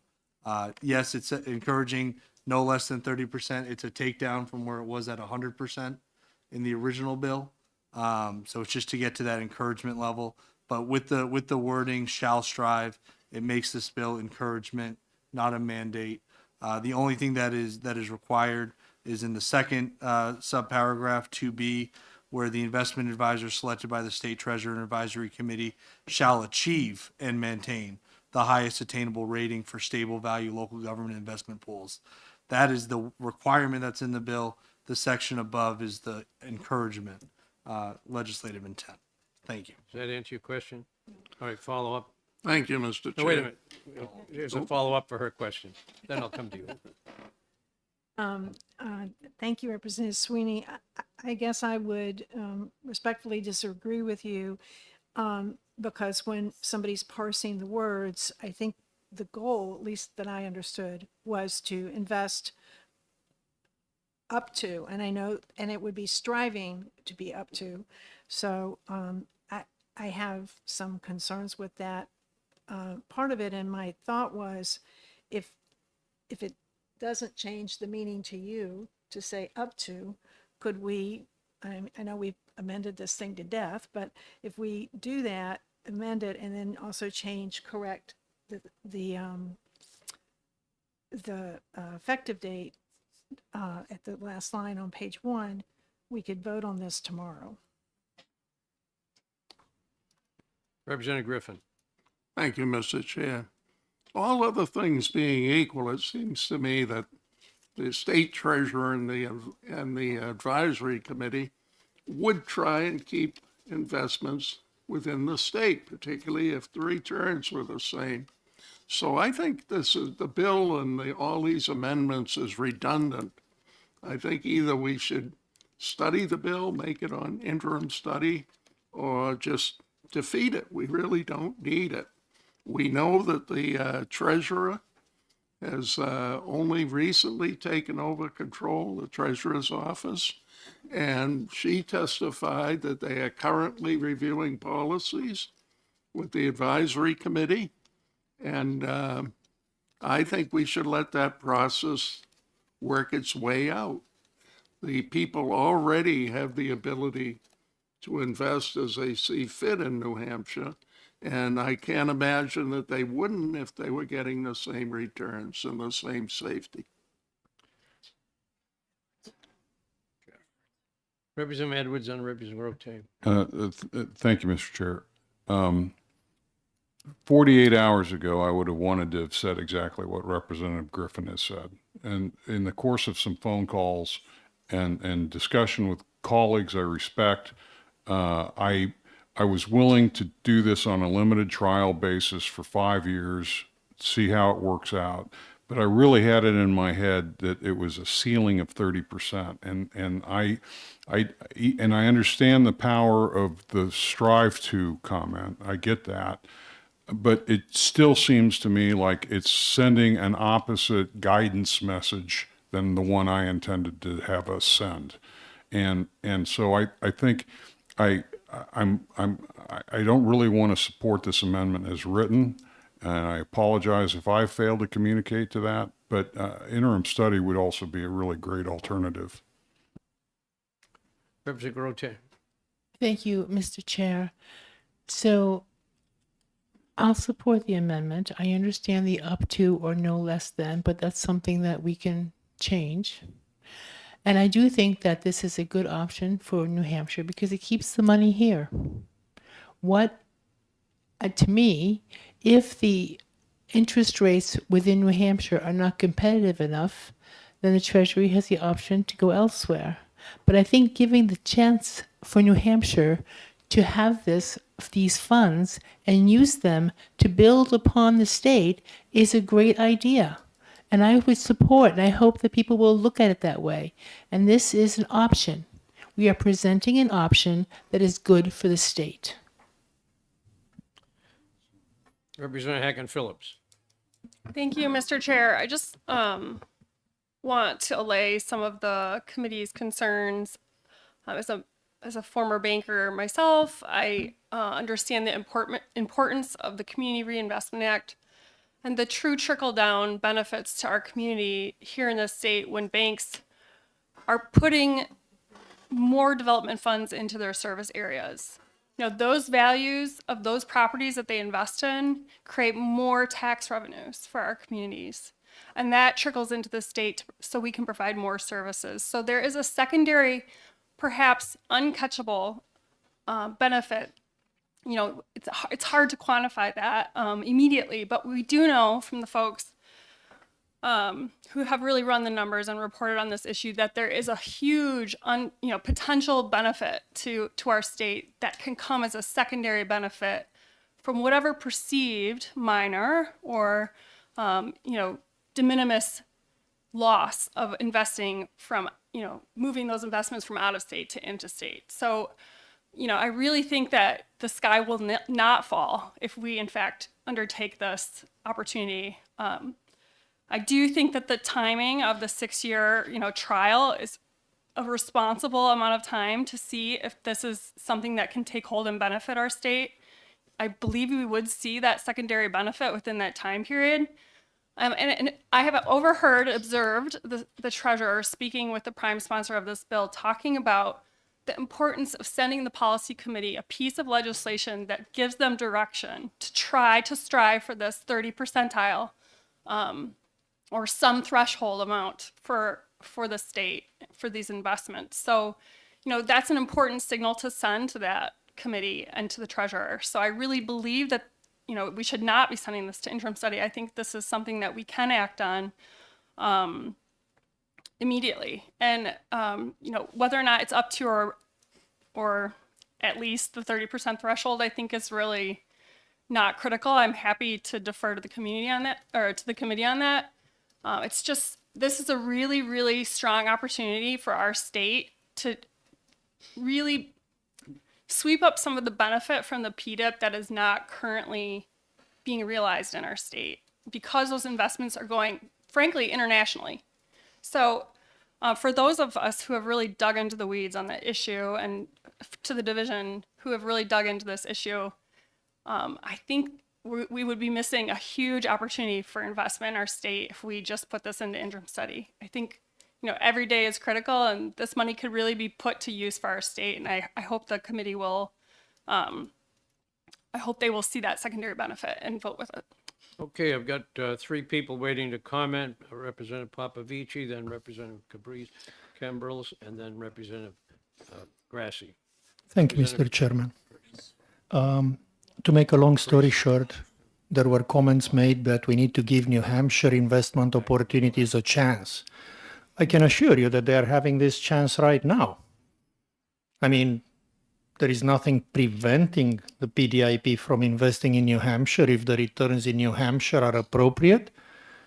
The point of the PDIP is to give municipalities an option to make a slightly higher interest rate by assuming a slightly higher amount of risk because the insurance are not collateralized and or guaranteed or insured. The current amendment, which I will support because it's less bad than the current bill, seems to be worded to say at least 30%, and why not 100% to be fair? Because once you say no less than 30%, there is no upper limit.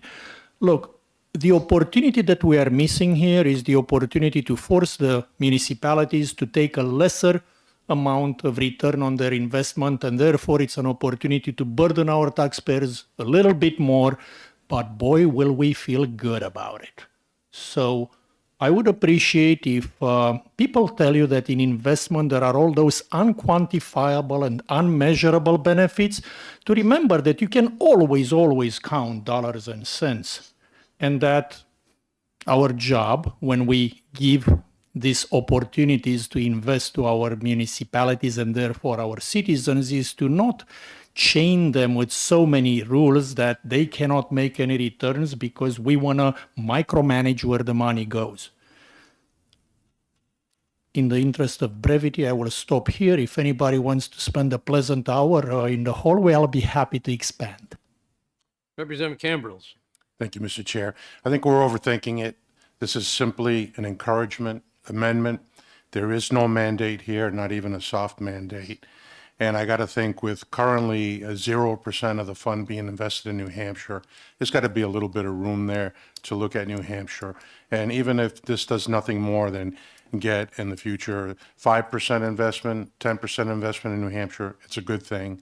And again, it's strictly an encouragement amendment, and I will be supporting it. Representative Grassi. Yeah, just two things I'd like to point out, Mr. Chairman. First of all, most of the larger cities in this state, some of them use the pool, some don't use the pool because they have their own financial advisors. And so this is for the mostly for the smaller towns to be able to pool their money together. That's why it's called the pool. But I think that the thing that's important to think about here is that this will really not impact anything until next year, because there's a current contract that's out with the investment advisors that we currently have. That will come up next year. We have time to put this into interim study, to study it, and have a bill that will come in that will direct them any changes for next year. In the meantime, the state treasurer and the advisory panel that oversees this can work on regulations and take a look at what these changes are for the next contract. What we're doing here is doing something that's going to impact the next contract, which I think is like next March or June. I'm not sure exactly of the date, but we have time to impact that by submitting legislation in the fall. And so doing this now will not do anything next month or 2 months from now or 3 months from now. It's going to be in the next contract. And what we can do is we can study this, and we can work with the treasurer, and we can meet with the advisory panel and see, or the Commerce Committee can meet with them to make good recommendations for good legislations if we need it. We may not need it. As most of the people said when they were here, if it ain't broke, don't fix it. And it isn't broken. Representative Priest. Thank you, Mr. Chairman. Mr. Chairman, I believe in the people of New Hampshire. I believe in their communities. I believe in their future. And I believed in order to have a bright and shiny future for New Hampshire, we need to make the necessary investments. And I was going to give my support to the original bill, but the amendment that Representative Sweeney has provided to us today, I think makes it even better, because it's only an encouragement for communities to consider investing back into New Hampshire. And I think by investing back, you make our future, you guarantee our future a brighter one. Thank you. Representative McGuire. Thank you, Mr. Chairman. I'm afraid that a number of members are misreading this amendment as compared to the original bill. If you look at the original bill on page 1, line 8, one of the phrases, invested or deposited within the state of New Hampshire, that's the geographical thing, is actually missing from the amendment. So the amendment no longer requires these funds to be invested or deposited within the state of New Hampshire. The key line that is the same in both is actually in the amendment, line 22, insured or collateralized deposits. So that's the same as in the original bill. And that's the part of this amendment that pushes the money into a bank, because and disallows other kinds of investments, say commercial paper or money market funds or whatever, which are not insured or collateralized. And that's sort of the source of greater returns, is having, I mean, they're quite safe, but they're not insured or collateralized. Insured or collateralized is what makes this a bank investment. That's my understanding. But specifically, it no longer says invested or deposited within New Hampshire. Representative Griffin.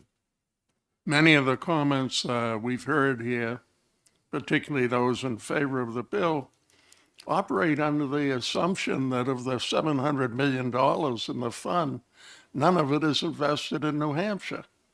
I'm afraid I can't tell you exactly how much is, but I'm sure a portion of the money is invested in New Hampshire.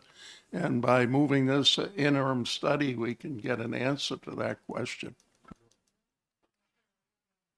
Further. Okay. Are we ready for the question? The amendment before us is 1910 on Senate Bill 553. Can we do this with a show of hands? Without objection? 1910. 1910. Those in favor of adopting Amendment 1910 to Senate Bill 553, raise your hands.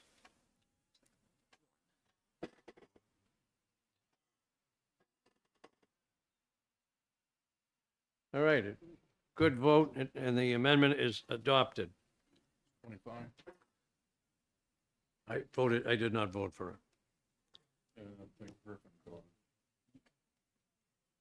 Okay. 23. 23 then, 23 to 2.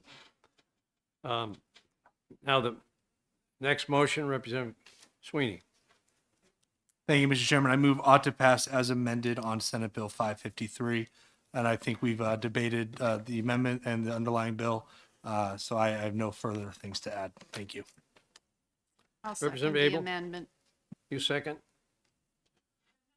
It ought to pass as amended. I apologize. I knew that's what you meant. We've been chatting a while. Right. Okay, motion ought to pass as amended with Amendment 1910 for Senate Bill 553. Further discussion? Seeing none, the clerk will call the roll on the motion of ought to pass as amended, Senate Bill 553. Thank you, Mr. Chairman. Representative Mooney. Yes. Representative Nodder. Yes. Caught me. Representative McGuire. No. Representative Petrie votes don't know. Did you vote? I vote yes, but it's sketchy. Representative Emery. Yes. Emmerich.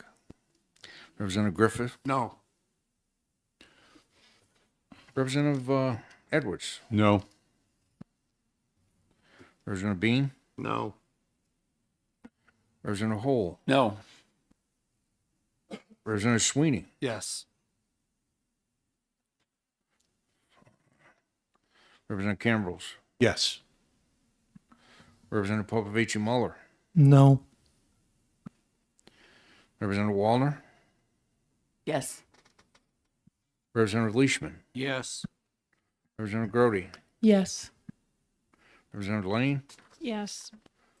Representative Heath. Yes. Representative Schuett. No. Representative Ebel. Yes. Representative Swiderski. Yes. Representative Haken Phillips. Yes. Representative Stringham. Yes. Representative Grassi. No. Representative Priest. Yes. Representative Weiler. No. Mr. Chairman, the vote is 15 to 10. I think it's to 9. 9? What- We're all here, right? I had 9 opposed, Should be 10. 16 to 9. You had 10 opposed? Yeah, you made the 10th one. All right, 10 opposed. All right. It's 15 to, it was 15 to 10. You're going to do the minority? What's the motion on the minority? Interim study? Mr. Chair, what is the minority report? Interim study. Okay. Excuse me, Mr. Chairman? What's that? All right. Excuse me, Mr. Chairman, can you clarify the vote, please? Because I got 16-9 and is that what you got? 15-4, 10 opposed. Is that check with you? No, I got 16 to 9.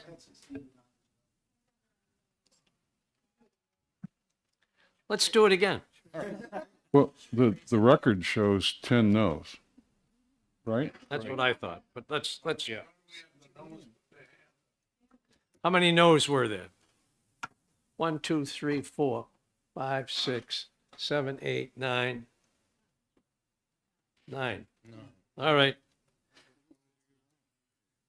16 to 9. Oh, it's good. This is. It's not going to change anything. No, it just got, it should be correct. I thought it was 9 as well. He's got 10 though on the paper, by name. All right, let's do it. Let me call them out. The no's. McGuire? It's a no. Griffin? It's a no. Edwards is a no. Bean's a no. Cole is a no. Popovici Muller's a no. Jewett is a no. Aiken Phillips is a no. Ah, That was a yes, sir. Pretty much. Oh, okay. All right. Sorry about that. all right, 16 to 9. All right. It sounded. You were rising like this. All right, so we're going to, which one we're going to call people on 453, This one next. which was see what they think of it in the Senate for the statewide vote on the interim. We think that the Senate has killed that, so find out before we return to Senate Bill 453. Mr. Chairman? Yes. I can tell you what my plan is. I spoke to Assistant Secretary of State Hennessy. She's going to speak to Senator Gray about those details, right? Good. But one thing we can do, and we're going to draft an amendment, is to change the $450,000 to $1. And that way we can pass it as $1. And if at some later time they decide they want it, they can come back for a committee of conference. We can go back to $450,000. So All right. good that's point. that's the right way to do it. I was mistaken on. So you'll have that amendment for We'll have tomorrow. that for tomorrow. All right, 453 is tomorrow. All right, let's see what else we have. And he's doing a minority report on 553. Representative Griffin is writing a minority. We do have an amendment for 591 if you want to discuss that now. Representative Griffin. 591. We haven't done anything on that one yet, have we? No, that's next. All right. Mr. Chair, we have 3 amendments. We have the one from the division, one for Representative McGuire, one for Representative Mooney. We'll hand them all 3 out. All on 591. Yes. I'll handle all 3 out. Yes. We've always had issues relative to the Youth Development Center in Division 3. Why is it that it went to Division 1 this time? Just, I'm curious. Why did it go to Division 3?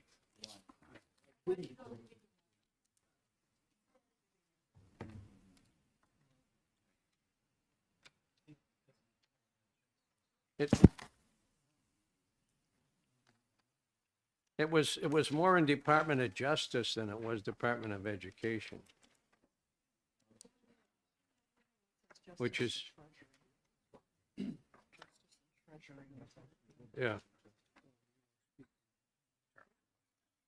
And Division 1, Justice, Treasury are in there, that division. So that's why we switched it over there. All right. Have we got all the amendments? Another one to go. All right, we got one lengthy one here. Well, most of that's eliminated. All right, we'll take some time reading these amendments. Yeah, I'm only going to move 19. Could you? Yeah. Yes. Mr. Chairman, I'm personally only planning to move Amendment 1911, if that's the one people want to concentrate on. So you won't be bringing 1832 forward? No. Okay.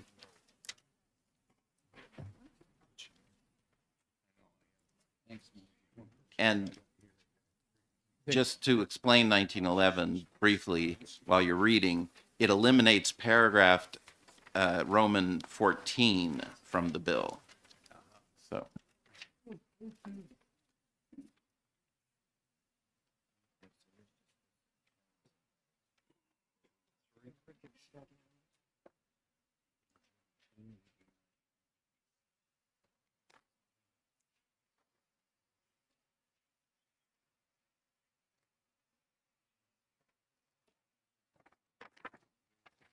Okay. Everyone has 1911 in hand. We'll recognize Representative McGuire to explain it. Thank you, Mr. Chairman. So this bill, Senate Bill 591, allocates $60 million for the YDC settlement fund. That's on top of $100 million that was previously allocated. And it also makes quite a few changes to the procedures of the settlement fund and limits and deadlines and things like that. So what we heard in committee was that the original thought I guess it was 2 years ago when the $100 million was allocated, was there's some argument as to whether some people may have thought that was all it was going to be, or that was a down payment or whatever. But what the Attorney General told us was that we expect to be liable, or we expect to pay claims totaling roughly $750 million on this matter. That because there are something like 1,500 victims, and claims have been averaging roughly $500,000 apiece, so that works out $750 million. So but this $60 million plus, so far they've spent 85, so they have 15 remaining. So allocating another 60, that's enough to carry us through the end of the biennium, because that would give us 75. The bill itself has a limit on how much the state must pay per year, and that's 75 million. So this bill would carry us through the end of the biennium. The bill also creates an installment plan kind of scenario so that victims will be paid, so much per year until they're fully paid, with a 5% interest rate on unpaid funds. What does my amendment do? So my amendment eliminates paragraph 14, which is found, I think, on page 14 of the bill. And that's the paragraph that allows us to borrow money to pay this settlement, right? So one thing I did talk about when we had this in committee was in division was that it's inappropriate, I think, to borrow money to pay operating expenses. And so, this, you might consider this in a gray area. I just don't think, I think it's fine to borrow money to build a prison, to build roads, to do capital costs, but I don't see settling lawsuits as capital costs. And so this would eliminate the possibility that money is borrowed to pay this claim. And I'm happy to answer questions. Thank you. Questions from committee members for Representative McGuire? Motion. Representative Leishman. Thanks, Mr. Chairman. Have you run this amendment by the Attorney General? Thank you for the question. No, just the speaker and those type of people. Okay, but one thing I did hear from the Attorney General, and actually it's the Assistant Attorney General I've been talking to about this, is that the whole bill is a result of negotiation between the state and the attorneys for the plaintiffs, and so a lot of the details here are a result of that negotiation. I considered other changes. In particular, I think the 5% interest rate is a bit high, and I would change that to something lower. But that's presumably a negotiation item. The exact way we come up with what this amendment changes is that we're not borrowing money. I mean, that's strictly our business. The way we come up with funds, that's up to us. That's really not a subject of negotiation. Further questions? Representative Emery. Thank you, Mr. Chairman. I would also comment that the original position on this for plaintiffs was that they could be paid out over time. Going into this, that was part of their agreement, is that they agreed they could be paid out over time. So we're not introducing anything new there. Thank you.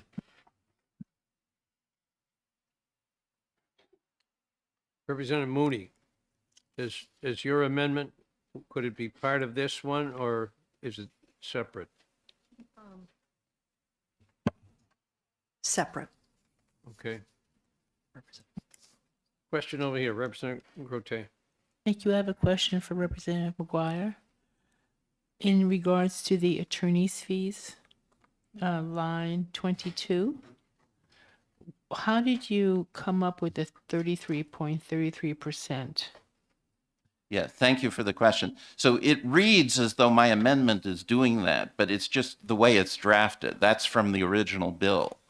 And it is part of, I believe it's actually existing law. Yes. So that was part of their the original law that created the settlement fund and so on. The reason it sort of looks like it's part of the amendment is because we're crossing off section 14, the very first paragraph, and then we're repeating all the following stuff as though what used to be 15 is now 14, what used to be 16 is now 15, and so on, if you see what I mean. So all that stuff at the bottom is from the bill, and a lot of it is from I existing law. apologize. So the part that you are referring to, Is the very first lines 4 through 8. That's what's being removed by this amendment. right, but, okay, thank you. Representative Abel. Thank you, Mr. Chair. Mr. Chair, having not seen this amendment before, considering that this is an unbelievably important bill that we're discussing here, I mean, speaking for myself, I'm just really uncomfortable doing something like this at the last minute in executive session in finance without at least an opportunity to caucus or to just put it on hold for a day and understand what this does. I don't know how others feel. Any others support that? Raise your hand if you do. Yes. Okay. Representative McGuire. Thank you, Mr. Chairman. I'd like to just say something along those lines, and that is the alternative to amending the bill is ought to pass, I think. And the problem with ought to pass is this is a $60 million hit to the general fund. And if we just say ought to pass, it's going to go straight to the governor. This was not amended by the House. And so there potentially is future negotiation over what burdens we can place on the general fund at this time, how much money we have, and so on. So if we don't amend it, that takes this particular bill out of those negotiations. Whereas if we do amendment, they can ask for a committee of conference. In that committee of conference, the total general fund can be considered. And so that's why I think an amendment makes sense. Thank you. Okay, Representative Abel? Yeah, just one other, I mean, if the discussion is where the money comes from and doesn't come from, like whether it should be bonded or not, whether it's the rainy day fund, that I understand, but I'm just not, there's all this other about the attorney general and the fees, and, you know, it just seems pretty complicated to the uneducated eye, I would say. So I don't know. I can see where we might need another amendment, but maybe not this one. But I say that without the benefit of much time to look or absorb this at all. Representative Tulerski? I was just curious if, I know that we haven't introduced it yet, but if Representative Mooney described what her amendment does, it may help us in our deliberations of what to do with the First Amendment. All right, let's recognize Representative Mooney so she can describe her amendment and the reasons for it. Okay, thank you, Mr. Chairman. So I'm referring to my amendment. It's number 2024-1891H. It's very brief, and I'll give you some background and describe it. I was here last term when the fund was created, and I always had some discomfort with the fact that there was a 2-year window to file claims, 2 full years. Now, the argument was made by those who were advocating for that window that it was needed in order to properly publicize the creation of the fund and then wait for claims to be filed. It was brought to light that perhaps claimants would be incarcerated, perhaps living in other states, perhaps incarcerated in other states. So I accepted that argument. It worked. Claims have been filed. We're seeing numbers coming in. So to my surprise, in Senate Bill 591, the window is open another 6 months with a deadline of June 2025. So my amendment brings the deadline to file a claim back to the law as it is now, and that is to close in December of this year, 2024.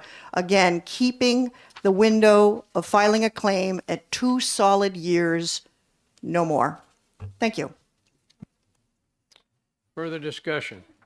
Representative Grote. If we could go back to Representative McGuire's amendment, because I think I understand what this says. So paragraph 14 now says, lines 16 through 18, the cost of administration of the fund and any costs of the Attorney General which are outside of the ordinary operational expenses shall not be paid for from the fund. That's what he's saying. And then the rest of the amendments, excuse me, leaves what used to be paragraph 14 and 15 as paragraph 15 and 16. So really, the part that is very different is line 16 to 18. It's just this part of the amendment that is different from the original bill. Would you say, Representative McGuire, that that's correct?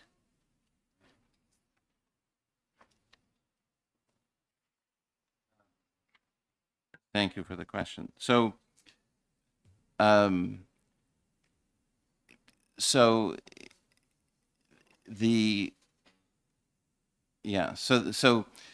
if you look at the original bill, page 14, or maybe you don't have it in front of you.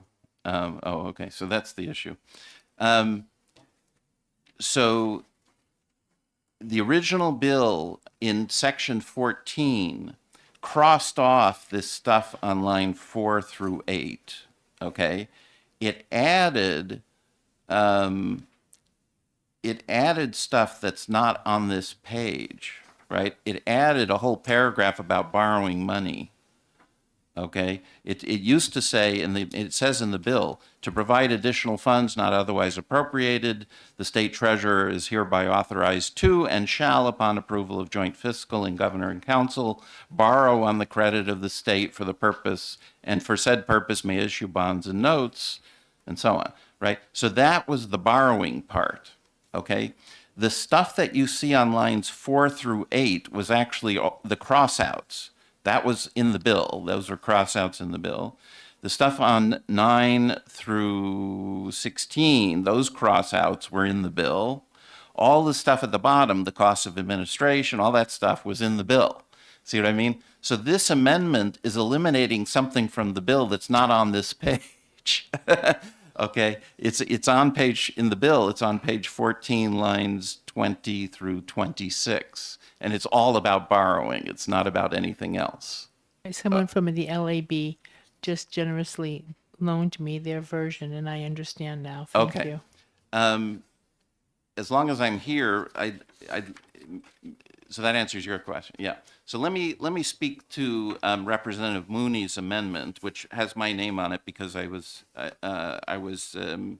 contemplating it, and it made sense to me. But this is something I did explicitly talk to the Attorney General's office about. And they told me that this is the result of the extension 6 months is a result of negotiation. And furthermore, it was something the Attorney General wanted, was this extension, because this deadline is a deadline for getting into the settlement pool, not a deadline for filing a lawsuit, right? So if we keep the deadline for getting a settlement, that means, and some cases that could have been settled instead go to lawsuit, that's quite expensive for the state. We have to hire attorneys and so on and go to court, and it's time consuming and all that. So this is something, and the other thing the attorney told me was that the fact that this bill is making a whole bunch of changes to the policy of the settlement fund, it takes them, once this passes in June, it'll take them into August to create new rules and new policies for the settlement fund that match the bill, so that the attorneys for the plaintiffs cannot talk to their clients until like August. And so, and to explain to them, here's one of your options, take this settlement. And so there's so many clients that's why these attorneys want extra time for them to speak to those clients, rather than just the 4 months at the end of this year, right? So that's the reason why they want the extension. So I'm personally not going to vote for Representative Mooney's amendment. Thank you. Representative Wallner. Thank you. Representative McGuire just said a lot of the things I wanted to say. But I mean, the reason we set the settlement fund up to begin with was so that claimants could go through that process and not through what potentially could be a much more expensive process of going to court. So giving 6 additional months makes a lot of sense in being able to get our claimants in and the correct forms and paperwork filed. I am not going to vote. I'm not going to vote for Representative Mooney's amendment, but I'm also not going to vote for Representative McGuire's amendment. I've spent quite a bit of time over the last several years working on this. I know that this was very carefully crafted legislation. The attorneys for many of the claimants were involved in working on this bill along with the Attorney General's office. And I did not hear I did not hear from the Attorney General that he was looking for any changes to the bill and that he felt that there was any need for amendments. So I'm going to support neither of these amendments. All right. Are we ready to vote on amendments? Representative McGuire is recognized. So I'll move ought to pass with Amendment 1911H. Who was the second? Second. Representative Hull was the second. Okay. Show of hands for Amendment 1911 on Senate Bill 591. All in favor? 2, 3.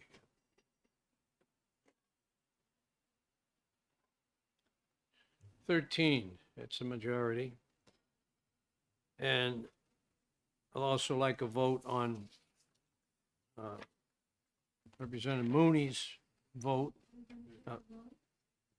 What's that? All opposed. 2, 3, 4, 12, 6, 8, 10. I think it came out right. 13 to 12. All right. Okay, Mr. Chair, I'd like to move amendment number 2024-1891H. Okay, and motion by Mooney, seconded by Cambrils, to adopt Amendment 1891 on Senate Bill 591. All in favor, raise your hands.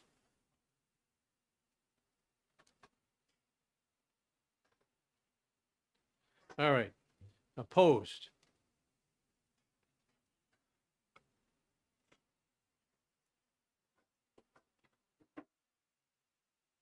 Defeated. Okay. Who else is counting? It looked like about 17 against. 8 to 17. That's 8. Good as any. Either way, it was defeated. All right, so now the motion, the amendment that has been adopted is 1911 to Senate Bill 591. Recognize Representative McGuire for a motion of ought to pass as amended. So moved. And the second was Representative Sweeney. Okay, just as it says in the script. All right. Clerk will call the roll on the motion of ought to pass as amended, Senate Bill 591 as amended by Amendment 1911. Thank you, Mr. Chairman. Representative Mooney. Yes. Representative Nodder. Yes. Representative McGuire. Yes. Representative Petrie votes yes. Representative Emmerich. Yes. Representative Griffin. Yes. Representative Edwards. Yes. Representative Bean. Yes. Representative Hole. Yes. Representative Sweeney. Yes. Representative Cambrils. Yes. Representative Popovici Muller. Yes. Representative Wallner. No. Representative Leishman. No. Representative Grody. No. Representative Lane. No. Representative Heath. No. Representative Schuett. No. Representative Ebel. No. Representative Tulersky. No. Representative Haken Phillips. No. Beautiful. Thank you. Representative Stringham. No. Representative Grassi. No. Representative Priest. No. Representative Weiler. Yes. Mr. Chairman, the vote is 13 to 12 in favor of the motion. Okay, the motion passes. Now, we have one left that we've decided to wait till tomorrow because you want to do some further investigation on 453 statewide voter registration system. There is still some loose ends on that. So tomorrow we have, I think Representative Erf will be back. So we may not need Representative Nodder. Representative Shute, do you know how long? You won't be here tomorrow? Representative Grody? You were only here for the day? Representative Lane, just for the day? All right. So I'm going to pass out some documents here just for the members that are regular members of the committee. Chair Weiler, Yes, if I'm needed, I'll try to reschedule my day to come. thank you. Thank you, Okay, 'cause I at will least you have speak to. familiarity with what we're discussing. Yes, I do. Minority report? Did you take one of those? Yes, I did. Okay. Is there going to be a minority report on Representative Wallner? Yes. You'll do the minority report. All right, what I'm passing out is, it says prepared for Representative Weiler. So we passed, I think it's about 20-some House bills out of this committee. My discussions with the other side of the wall, I'm not meeting with a lot of support. So you'll see next to each of those 1, 2, and 3. So here's a number that I want you to write above number 1. Write 6 above that, 12 above 2, and the rest can be 3. So this is your priority. Oh, all right. Where are they going? Did you pass them along? Oh. Yeah. All right, Pat. All right. You're not going to vote on this, Representative Shute. Pass it along. So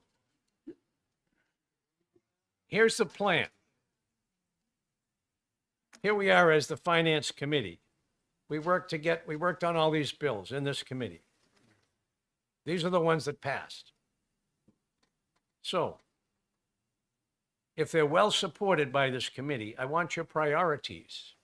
So you can give me 6 number 1s and 12 number 2s. Then I'm going to look at all the number 1s, and I'm going to go see the Senate Finance Committee and say, okay, here's the ones we really have priority. If we don't get them, you may see them 2 or 3 more times as amendments to other bills you like.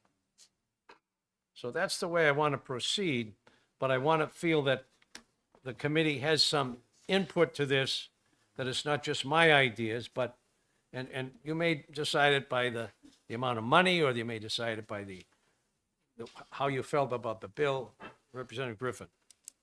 Thank you, Mr. Chair. Can we do less in column 1 and 2 than the 6 and the 12? Less what?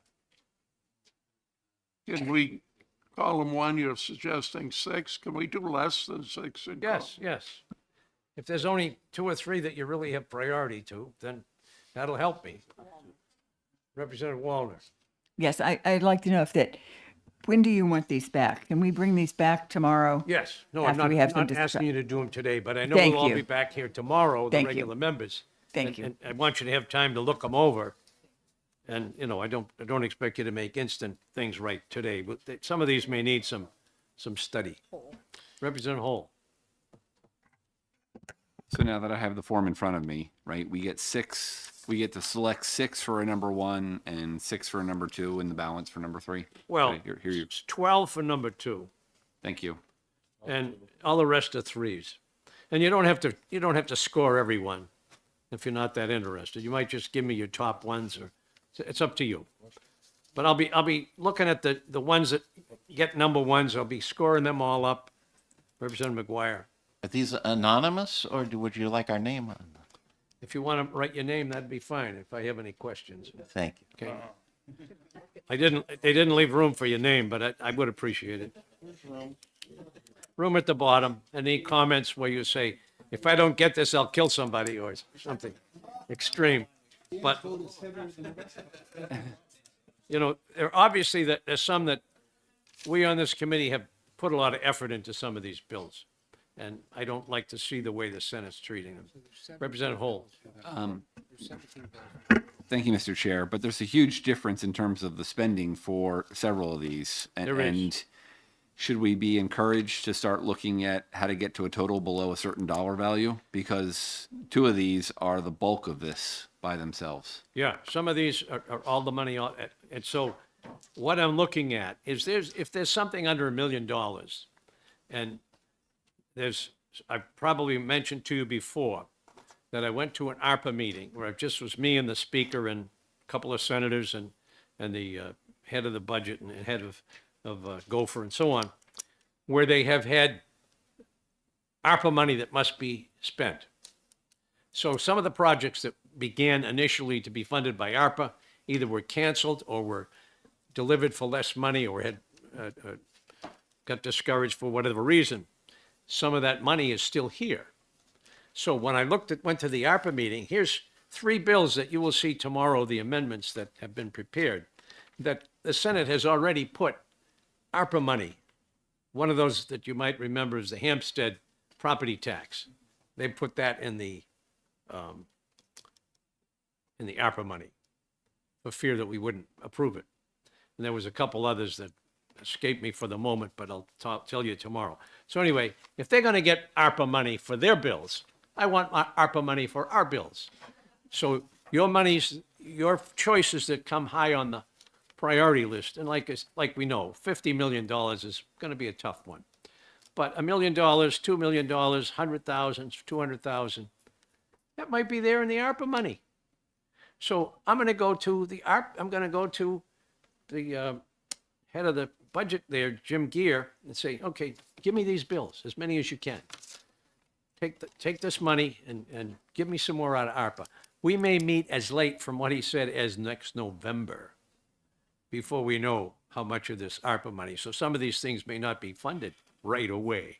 But if the Senate mistreats them and they don't get passed, there's another shot that we've never had before. So why don't you all know about that? And I wanted your input before I just go, well, I like this one. The hell with everybody else. That's not me. Want the input of this committee. We all work together on this. And so when I see what you like and I like and we all like together, we're going to go forward to ARPA and say, hey, here's some we'd like to have funded, ARPA funds.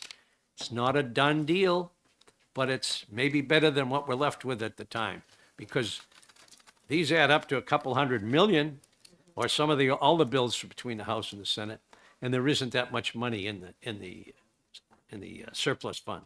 So I was delighted to hear there's a little bit more in the ARPA. It might be into the millions. It might be into the tens of millions. If that's the case, the money would either just lapse back to the federal government, or we could use it for something that you give me a vote telling me what you like. Representative Parise. Thank you, Mr. Chairman. What about the projects that we are deliberating today and tomorrow? They don't appear on this table, and some of them have a cost, significant cost.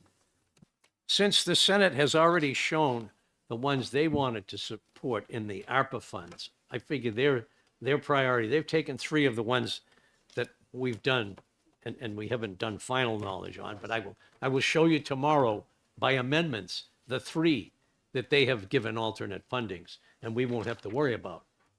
But the Senate bills, if we like them, we'll pass them. But I'm fearful the other side isn't treating our House bills with the same respect. As some of you have gone into their committee meetings, they're given 10 minutes a bill. They're not even paying attention to you. They're looking at something else. Then they vote. And some of the bills that they've sent to us, at first reading, you see contradictions within them. Didn't they read this? I'm afraid they didn't. So we've amended things that were obvious to us and tried to fix them. And, but I just need another tool to negotiate with them. And so since we work as a committee, I want the committee input. Representative McGuire. Thank you, Mr. Chairman. One of my favorites seems to be lost from the list, House Bill 436. That was the $50 million for the unfunded liability. But I know that they have already decided either ITL or interim study on that one. And I would point out House Bill 1656, the third highest one here, special education. That one, I know their committee voted 3-1 for interim study. So if we decide that that's a high priority It's one we're going to have to attach to some other Senate bill next week as a floor amendment. Right. Well, yeah. We won't be meeting Thursday, so it'll be the week after, which will give us time to get some of these things done. So that's why I'm going to work on this Thursday and then get ready to go and do some actions. So that's the purpose of the 1, 2, 3. Love to see your names on it, or if you want to give me any other hints on it, that'd be appreciated. I'm putting your name on mine. Whatever works for you, Peter. Okay, anything else to come before us? I appreciate all your fine work today. A lot of busy work. We had a good full committee today. Good work by my clerk and my assistant, my deputy here, or not, now you're the assistant chairman acting for today. So, and thank you for those people that came and joined us. Appreciate your input. You obviously came with some background on some of these issues, which is always a help, especially if you came from a committee where some of this work was done. Yes, tell us all about what happened there. So I don't know who will be the replacements for tomorrow, but thank you for coming in today. Appreciate all your patience and all your time working with us on these bills. Is there a move to adjourn? All in favor? Aye. Thank you very much.